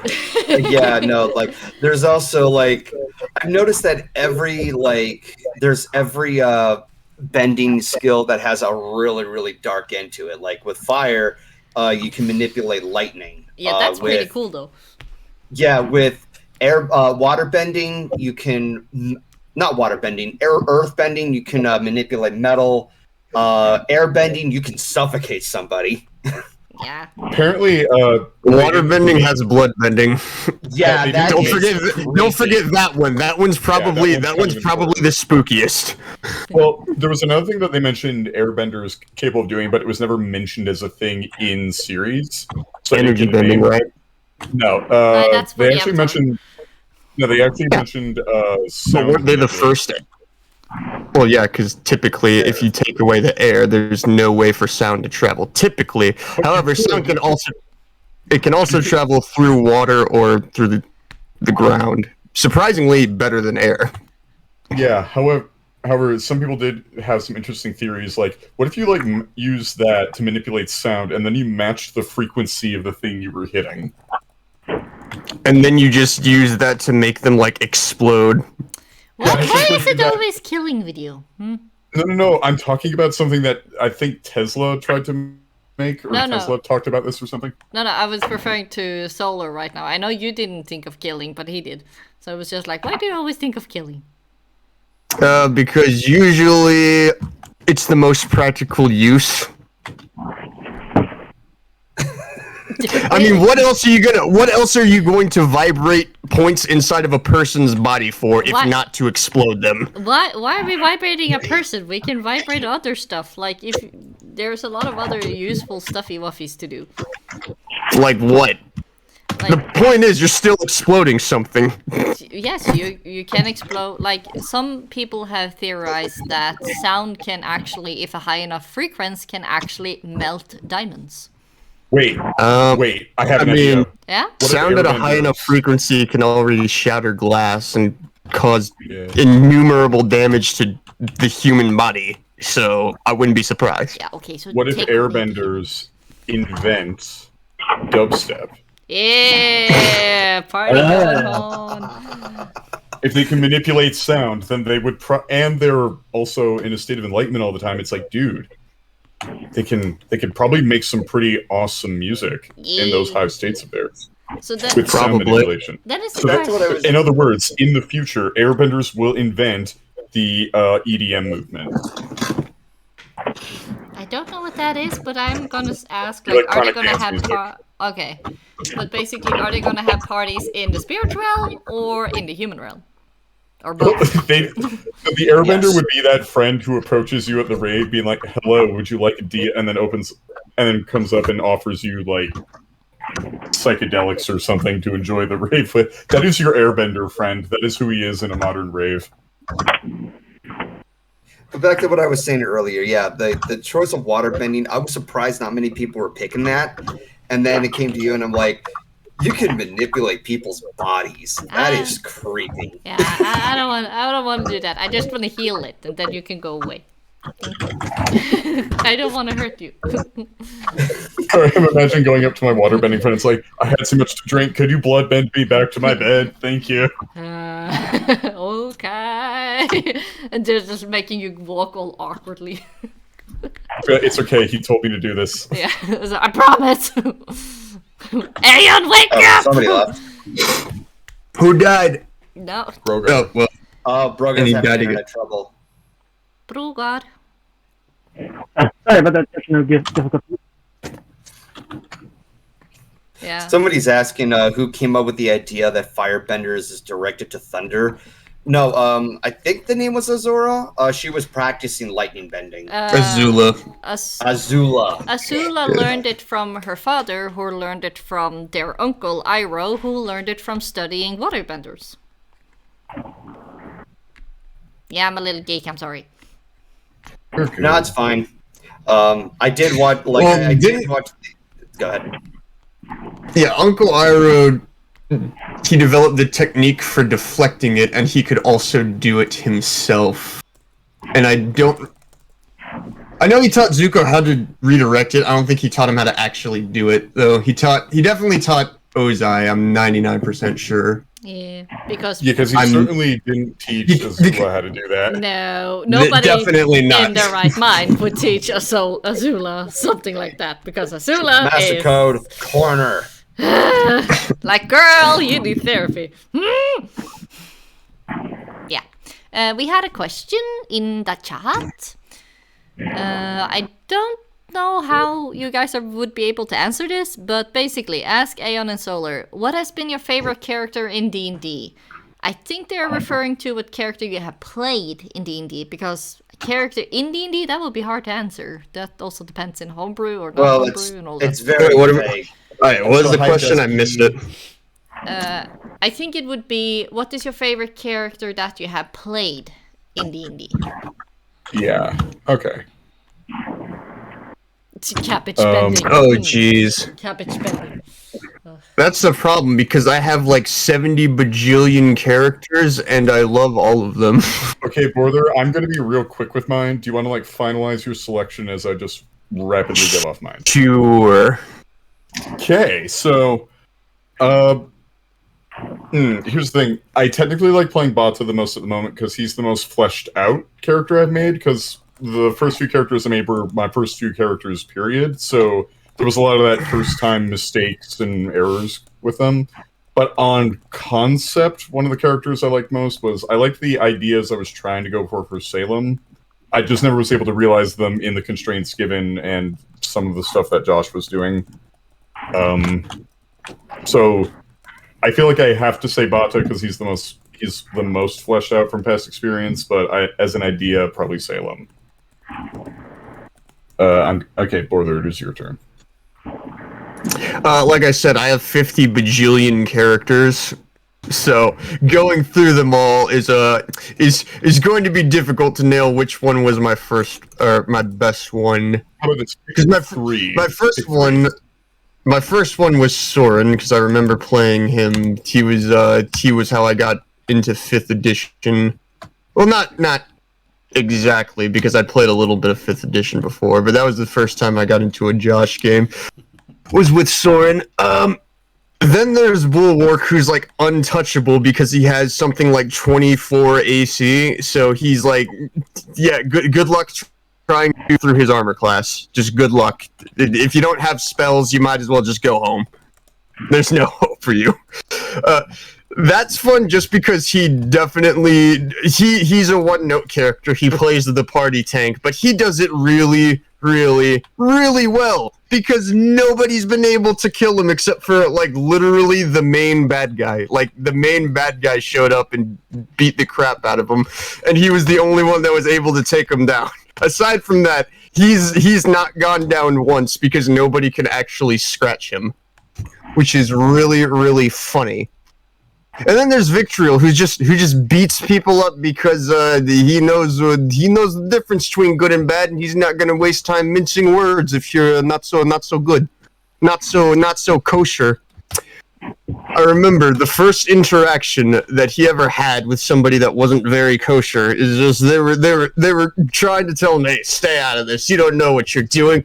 You're messing with things that you don't understand. So his first response was to walk up to him, grab him by the shirt, and then headbutt him with an iron helmet on his head. Ow. It worked out pretty well because we ended up kind of steamrolling the fight from that point on. But that was very much, hey, this is what this character is all about. Don't mess with him. So basically, you started with a surprise attack. Mm-hmm. Yeah, pretty much. I think it was just more shocked at the fact that I didn't bother like trying to figure out anything else. None of this. Hey, who are you? What are you doing? What's your plan? None of this. I'm like, all right, you're causing problems. You're evil. All right, I'm gonna headbutt you. I'm gonna take your brain outside of your skull. Yeah, because that's what we do. I didn't actually take his brain outside his skull, but I did beat him up with my bare hands. Also funny. Yeah, sorry. No, just my brain just guess. You know the thing about the Disney princess I had in head of you. Now your Disney princess pony has bare claw hands. Yeah, flotte. Nice. I don't like my brain today. So Hands rippling biceps and be like, "Come here, animals." Well, maybe next time you shouldn't to a tiny town and try to cause trouble. there you go. That's vitriol for you. Chaos. Yeah. Oh no, not chaos. Well, actually, yeah, pretty sure? chaotic. He's chaotic, good. Yeah. I just have just the instant memory of one of my earlier streams, because I was because when I was streaming at one point, surprisingly there was a Bud Light ad that was playing, or somebody mentioned that, and I was like, I would have loved to have had a Samuel Adams ad, and Aeon interjects with, he was voicing what sounds to be a Samuel Adams ad. I don't remember the right words.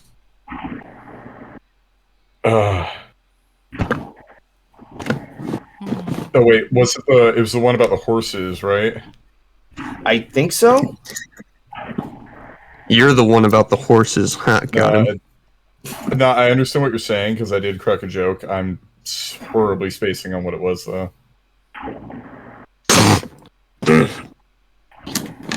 Something about there's Samuel Adams in the city of Boston, something like that. Your cousin from Boston. Oh yeah, your cousin from Boston. One thing I want to point out that Stara Raptor says, as an earthbender, if your mother or father was a firebender, then you can learn how to lava bend. But you have to be a pure earthbender to be able to metal bend. That is a very interesting fact. But, so you can't do both. I still think that's very interesting, and it kind of makes me think of Pokemon. But yeah. Kind of?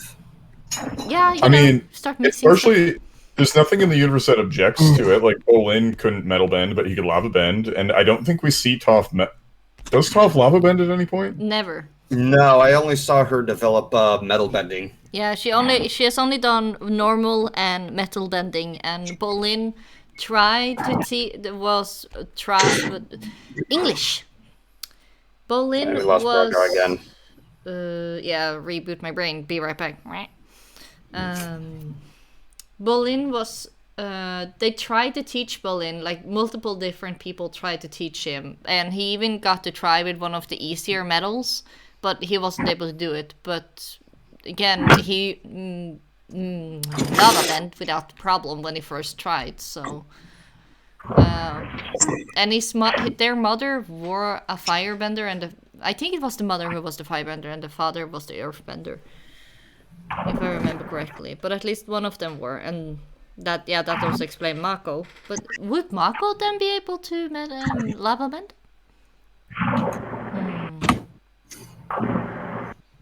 Or do you have to be technically an earthbender? Because it's more earth than fire in lava. So.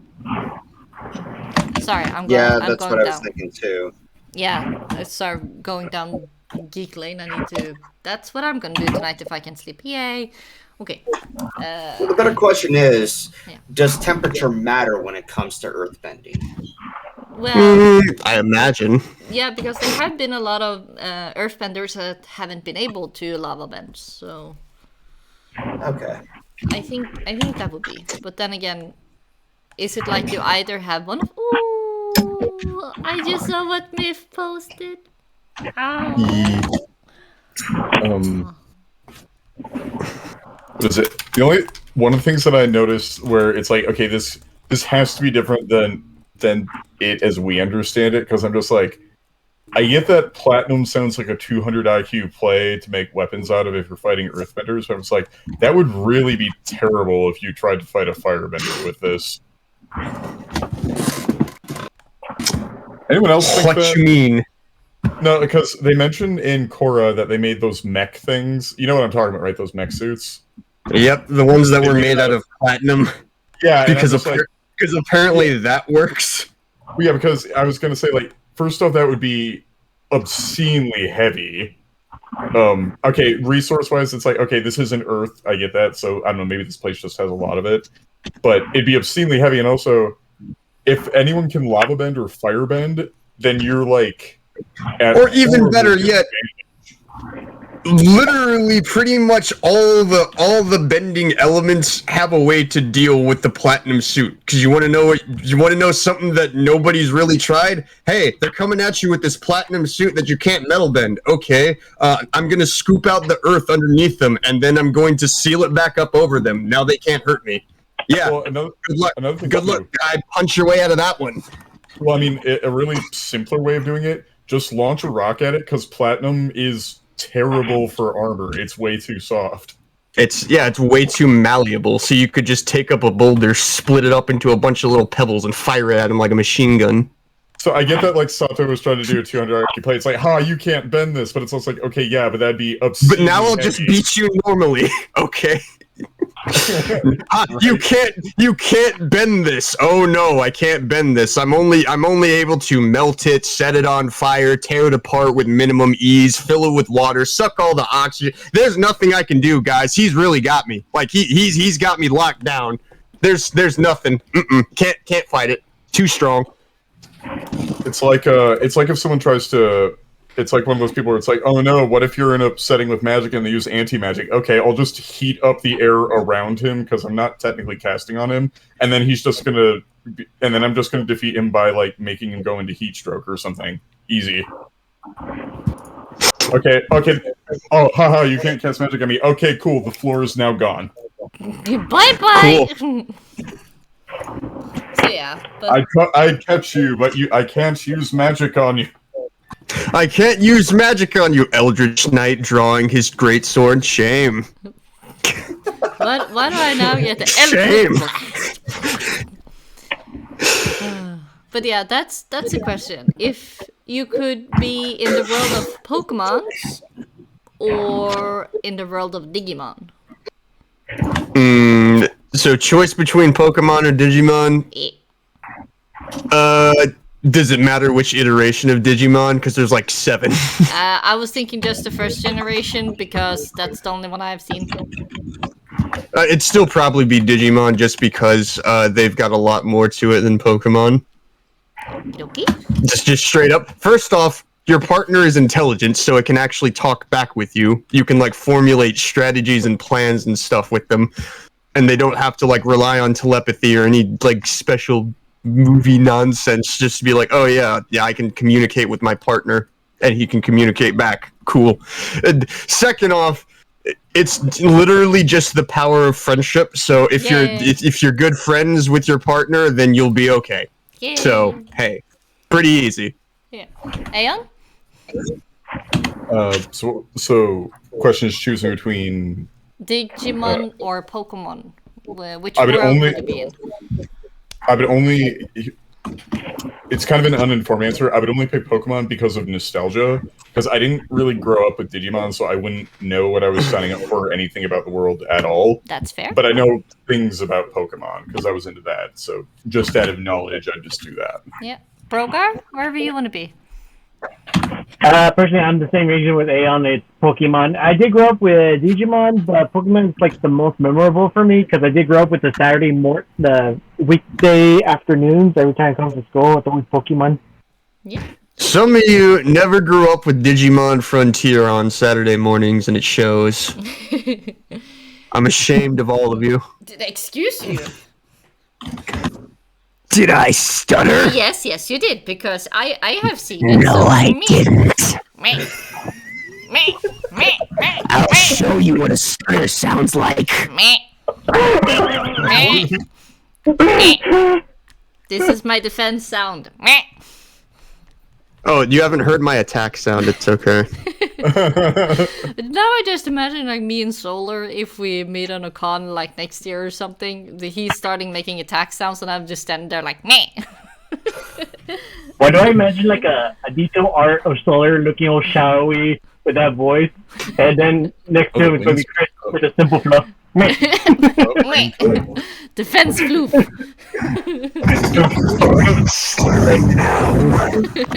Ow, my ears.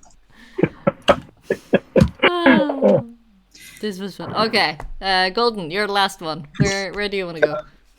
Okay, this is kind of on par with what Peter said, because I tried to watch a couple of episodes of Pokemon, but this was due to the fact that popular opinion reigns over, and people didn't like Digimon, and I got stuck with Pokemon. Ah. Which, don't get me wrong, I like Pokemon, but trying to get into more than one thing, I would always there was judgment all around. You know, it was very childish, but you know, everybody was a kid, so there isn't too much of an argument there. However, I am convinced by what Solar says. I did watch a few of the episodes, and yeah, the Digimon do talk, and that is a dramatic difference. And you can have a great advantage. The biggest one. Well, Yeah, that's the biggest one. that's- Hey, I can communicate with my partner. So that's one thing I'm thinking about too, because they did show that Meowth was able to learn to speak human. So is that none of the He's an Pokemon's exception. He is an are exception. intelligent enough to understand you, but Well, okay, they need to aside get from- the training. I'm to saying be able to that- talk. I'm saying that physically speaking, Meowth is literally just an oddity. He is like, nobody understands why he can talk. He just can. And then there are a couple of other Pokemon like, oh, they have telepathy, so You- they don't need to talk. Haven't or you like seen some his stuff like backstory? that. Obviously, Haven't you seen obviously his that's backstory? referring to Mewtwo and Lugia from the first two movies, but in Yeah, Pokemon, I didn't know there was also ever any Slowpoke. What did you say? Yeah, it was Slowking. Slowking, yeah. Yeah, Slowking could also talk for whatever reason, and then also Lucario just had telepathy, even though there was never like any mention of it. Yeah, so- And now it's just like, oh, yeah, now it does, for real. Definitely. Always, ever since. Yeah, but if you haven't seen it, I would recommend trying to look up the backstory of Meowth on how he learned to talk and why he joined Team Rocket. There was an episode of that, Yeah. and it's Well, I it's remember a, I saw it's a that depressing new. story. Wasn't there an episode where Meowth, like, left Team Rocket because he wanted to learn how to make ramen noodles? So he just left. It wouldn't So it could surprise go- me. I remember distinctly. I distinctly remember that episode because they went to a noodle place and they're like, oh yeah, you've got a natural talent for making these noodles, Meowth. Maybe I could show you a couple things. And then like halfway through the episode, he's just like, I quit Team Rocket. I'm gonna go back and learn how to make noodles. Also, Final Fight 618, the reason why Pikachu was able to talk in Detective Pikachu, it's because it was a fuse between him and his owner by Mewtwo to help, to bring the... There was a human brain inside the Pikachu, pretty much. That's the easiest way of putting it. That's I mean, a I know that's complicated not- way, that's but okay. It's not one for one, but it's the easiest way to say it. It's not actually a Pikachu. It's a guy in a Pikachu's body. Oh, Vinyl Sight is saying not Detective Pikachu. Well, I think he's talking about one of the recent animes. Oh, you mean I Choose You, where like Pikachu talked for 5 seconds and everybody was convinced Ash was just having a fever dream, which is what I think it was. Yeah. Dude, there Yeah. was an episode where Ash got turned into a Pikachu. Yes, I remember that episode too. That was so weird. I mean, Yeah. I love when Pokemon gets really weird just because it's so memeable. Like, Border, I saw a live theater reaction from when Pikachu was talking, and the entire crowd just erupted into laughter.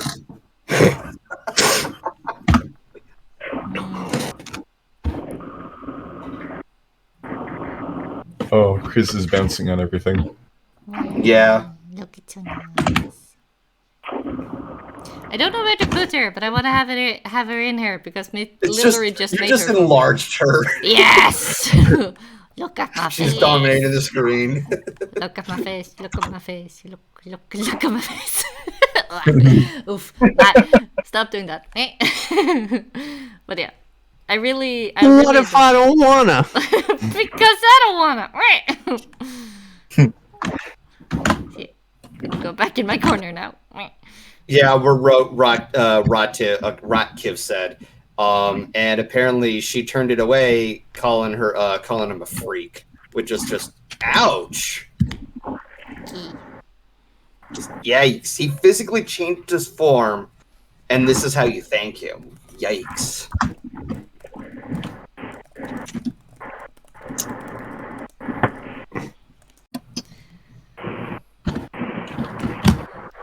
Yeah, sorry, I'm No comment. I have a bit of dopamine in my head. Ooh. I wonder why. Okay. I see that I know we started about half an hour, 20 minutes too late, and we have 10 minutes left of 2 whole hours. So I'm sorry for not saying something earlier. We did go a bit further than I asked of all of you. Sorry for that, and thank you. But we have, if you guys want to continue a little bit more, we can do that. Or if you just want to do 10 minutes more, that's okay too. Just want to let you know. We can do 10 minutes more. Yeah, it doesn't matter to me either way. Okie-dokie. Brogar, are you okay? Yeah, I'm doing good. No worries. How far, if we can ask, how far are you on your commission? Like 2 out of 6 characters, or? Oh, I just finished the digital one. I'm working on a comic one now. Oh, nice. Yeah. Got like 2 comics left. That's it. Then I'm off for 2 weeks. Yeah, nice. Oh, are you going to Everfree? No. Unfortunately, no, because I don't have money, and 2, I'm heading to California instead right now. Eee. Yeah. That's nice too. Yeah, that I can. I'm not going because I'm on the wrong side of the globe. I'm just excited to be at my old hometown very soon. Yeah. It's going to be exactly a year since I moved. Yeah, that sounds nice. What about you, Golden? Are you going to Everfree? No, because firstly is I can't afford it, nor could I have the week off. I only have 1 week off a year from my job. What? And 2, yeah. How is that legal? It's a part-time job. Ah, okay. Yeah, but the other of which, it's best to be on the safe side and focus more on taking care of myself. Yeah, that's fair. Yeah. That's fair. So, Solar, or are you going? Nope. No? Okay. Same reason, can't afford it. Yeah, fair. Aeon? Everybody's been asking, it's like, nope. Nope. Okay. Now, final question to Aeon. Yes, Aeon, are you going? I can't go to Everfree because I actually have to see family during that time, and also can't afford it or get the time off. Yeah. I do, similar to what Dusk is saying, I do plan to go to actually BabsCon next. Oh. But yeah, no, I can't do Everfree. No. Yeah. That's con I'm looking forward to is HarmonyCon, which is coming on Dallas in February. Hope to go that one. I just I hope remember that that one. HarmonyCon's actually, Ta-da! like, good this time, because the last time that I went, oh yeah, aside from the place getting swatted, there just, like, wasn't a lot going on. So, I mean, that was fun. I mean, do you want to come up with this? Or down with Also, I got a button when I left that says I survived SWATCon, so I thought that was pretty funny. That was, Oh, yeah, I saw that on Twitter. That was awesome. Yeah. I'm actually quite surprised because there's actually going to be a con down in Holland or Netherlands or whatever people call it nowadays. It's both, as far as I know. But Netherlands has a con that's called Holland Pony Con. And I'm actually getting over there as long as the countries or something doesn't stop it. And I'm looking quite much forward to it because I've only been to 2 cons my whole life. So this is going to be nice. Now I can say that I've been to many cons or multiple cons, not just Galaga. So, but I know most of you guys can't go there, sadly. But hopefully, I will be able to go to some cons next year over in America, so I can see some of you. And I will bring all the brown cheese and Norwegian chocolate and meat. yeah. I can't wait to see you. Can't wait to see you here, Chris. Yee, all the huggles. One of these days, we're just going to abduct you. You realize that, right? Yeah, sure. Yeah, we're just gonna wake you up with a phone call, and it'll just be It's not going to be a phone call. Your plane ticket has already been purchased, and the Uber is already coming. He has been given instructions to make sure you get to the airport in time Just like half. by any means necessary. Yeah. There will be an asset in the Uber driver with the Uber driver to ensure that you go with him. Do not attempt to resist. Yeah, just Yeah, we're imagine. the shady U.S. organization on a phone call, like Eagle Eye. Big brother. You'll receive a text message in 5 seconds. It contains your flight information.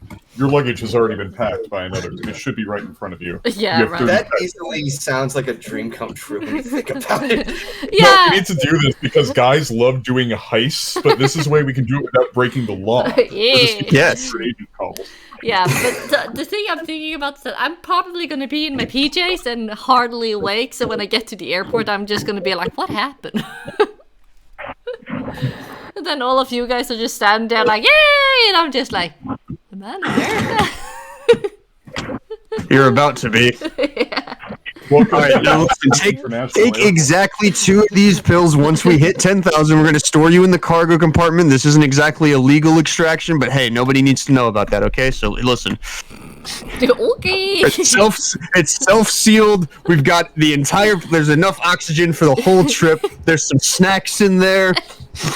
No, It'll probably be iPad, warm some enough. Movies. you know what? Just give me internet and electricity for my phone, and I can stream it. We can make it fun.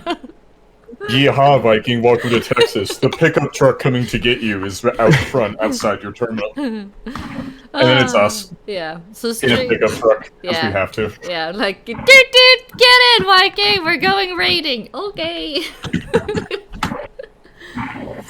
Oh yeah, that would have been fun. Get in, loser. We're going to America. Team America themed place. What would the first place we would take? What would be the first place we take Chris to after picking her up in Austin? Whataburger. Yes. Wait. Vegetarian. Yeah. Damn it! We can wait. We can take her to Earth Burger, and I'll get some with her because Earth Burger is actually really good. Ooh, yeah.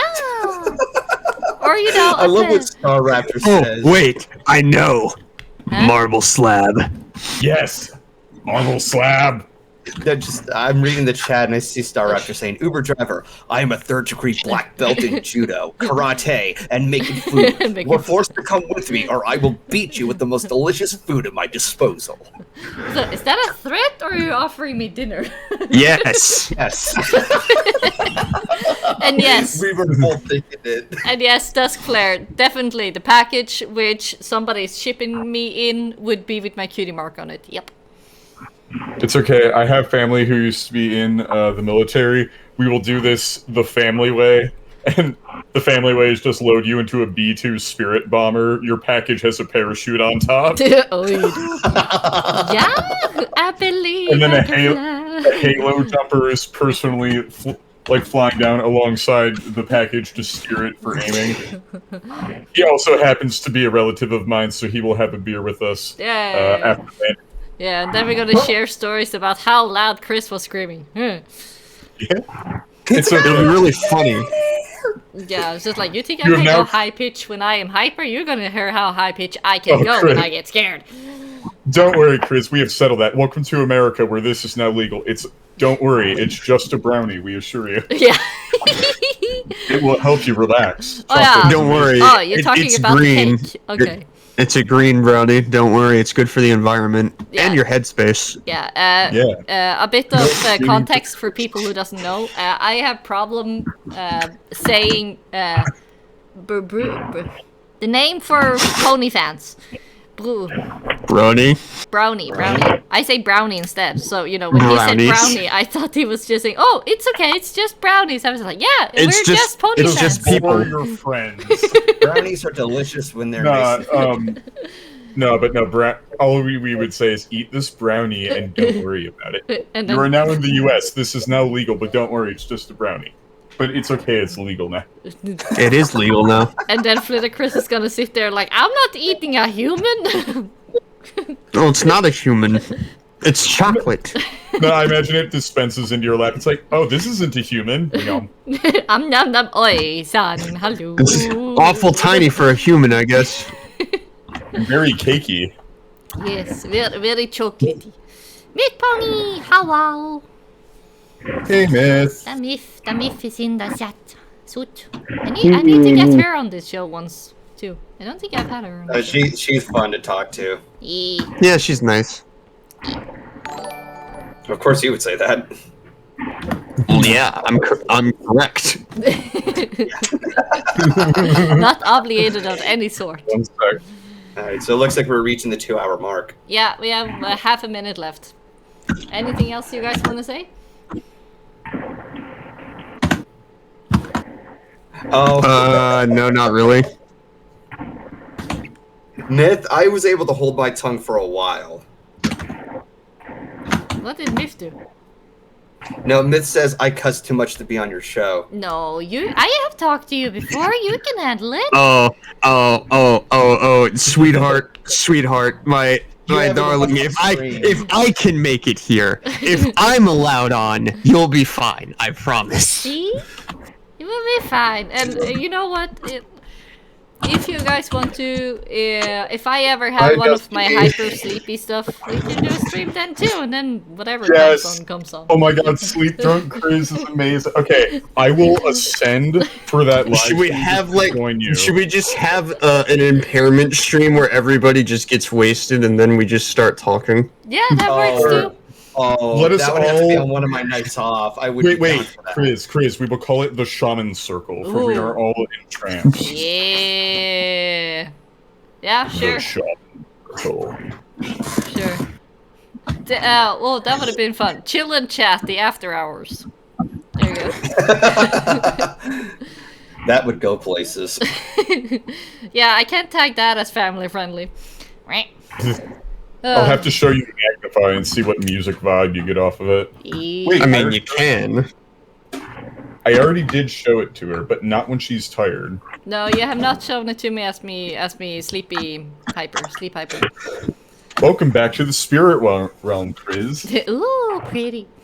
Yeah. And then my frog, I haven't seen him in a while. I'm starting to get worried. I haven't seen him in a while. Wonder if he's gotten babies and then just scattled off, or if he's coming back. I don't know. That's pretty reassuring. Yeah, but you guys can say your goodbyes and bye-byes so that people... Also, Myth was interested in that idea stream too, I believe. Okay, super. Awesome. Chill and Chat After Dark is apparently canon. Let's see what happens. I'd have to know like what the times are if I'm invited. Well, that's the thing. We don't know. It's going to be quite spontaneous. Yeah. All right. Unless we plan it and you guys actually want to drink alcohol, if that's allowed on Twitch. I think it is. I think the only thing is you can't like. There's just certain things you can't do. Like, I don't know the Twitch rules, but like. I have to keep not sexual stuff at least. Yeah, I'm pretty sure. Yeah. Because it's But Twitch. like just drinking on Twitch is not going to get you banned. Ah, Like okay. I've literally. Besides that, there's no way for them to prove that you're even drinking. So, Also, like, yeah. Brogar and GoldenFox, you guys are also invited if you want to. Sweet. Yeah, like but yeah, we will figure out those details after when time comes. You guys can say your goodbyes, and then I will say my outro, and then we will raid someone, or we will just end the stream. Oh. Well then, who wants to go first? Any takers? I want to go last just because Bliss is doing something with the sync, so I want to. All right then. Time for that before I give an outro. You're doing something with the sync, huh? I got him.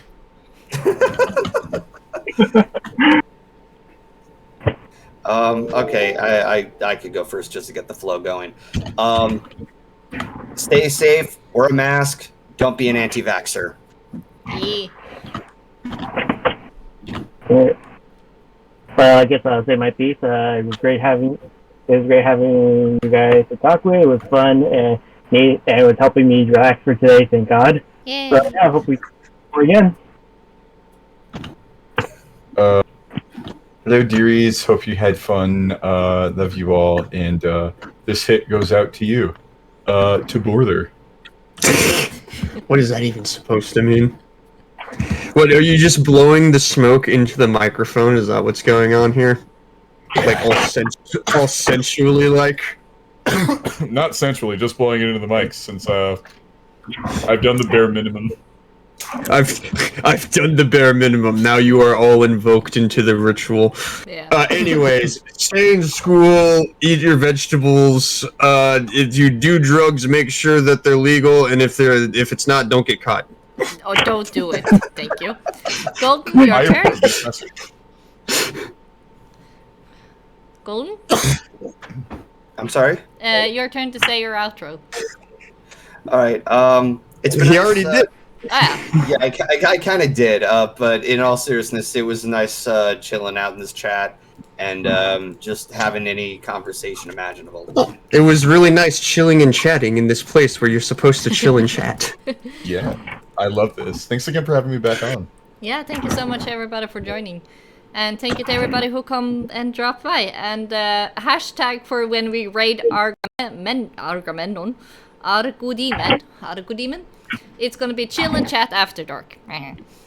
Just because we can. So yeah. Just to throw them off a little. Yep, confusion, you know. That's our deal. That's our deal. Okay, so thank you everybody so much for coming. Thank you to all of you guys for joining me tonight. Thank you for giving up your time and all of the fun that we had. Stay safe, stay kind, and stay brownie, everyone. Bye! Bye-bye. Goodbye. And 1, 2...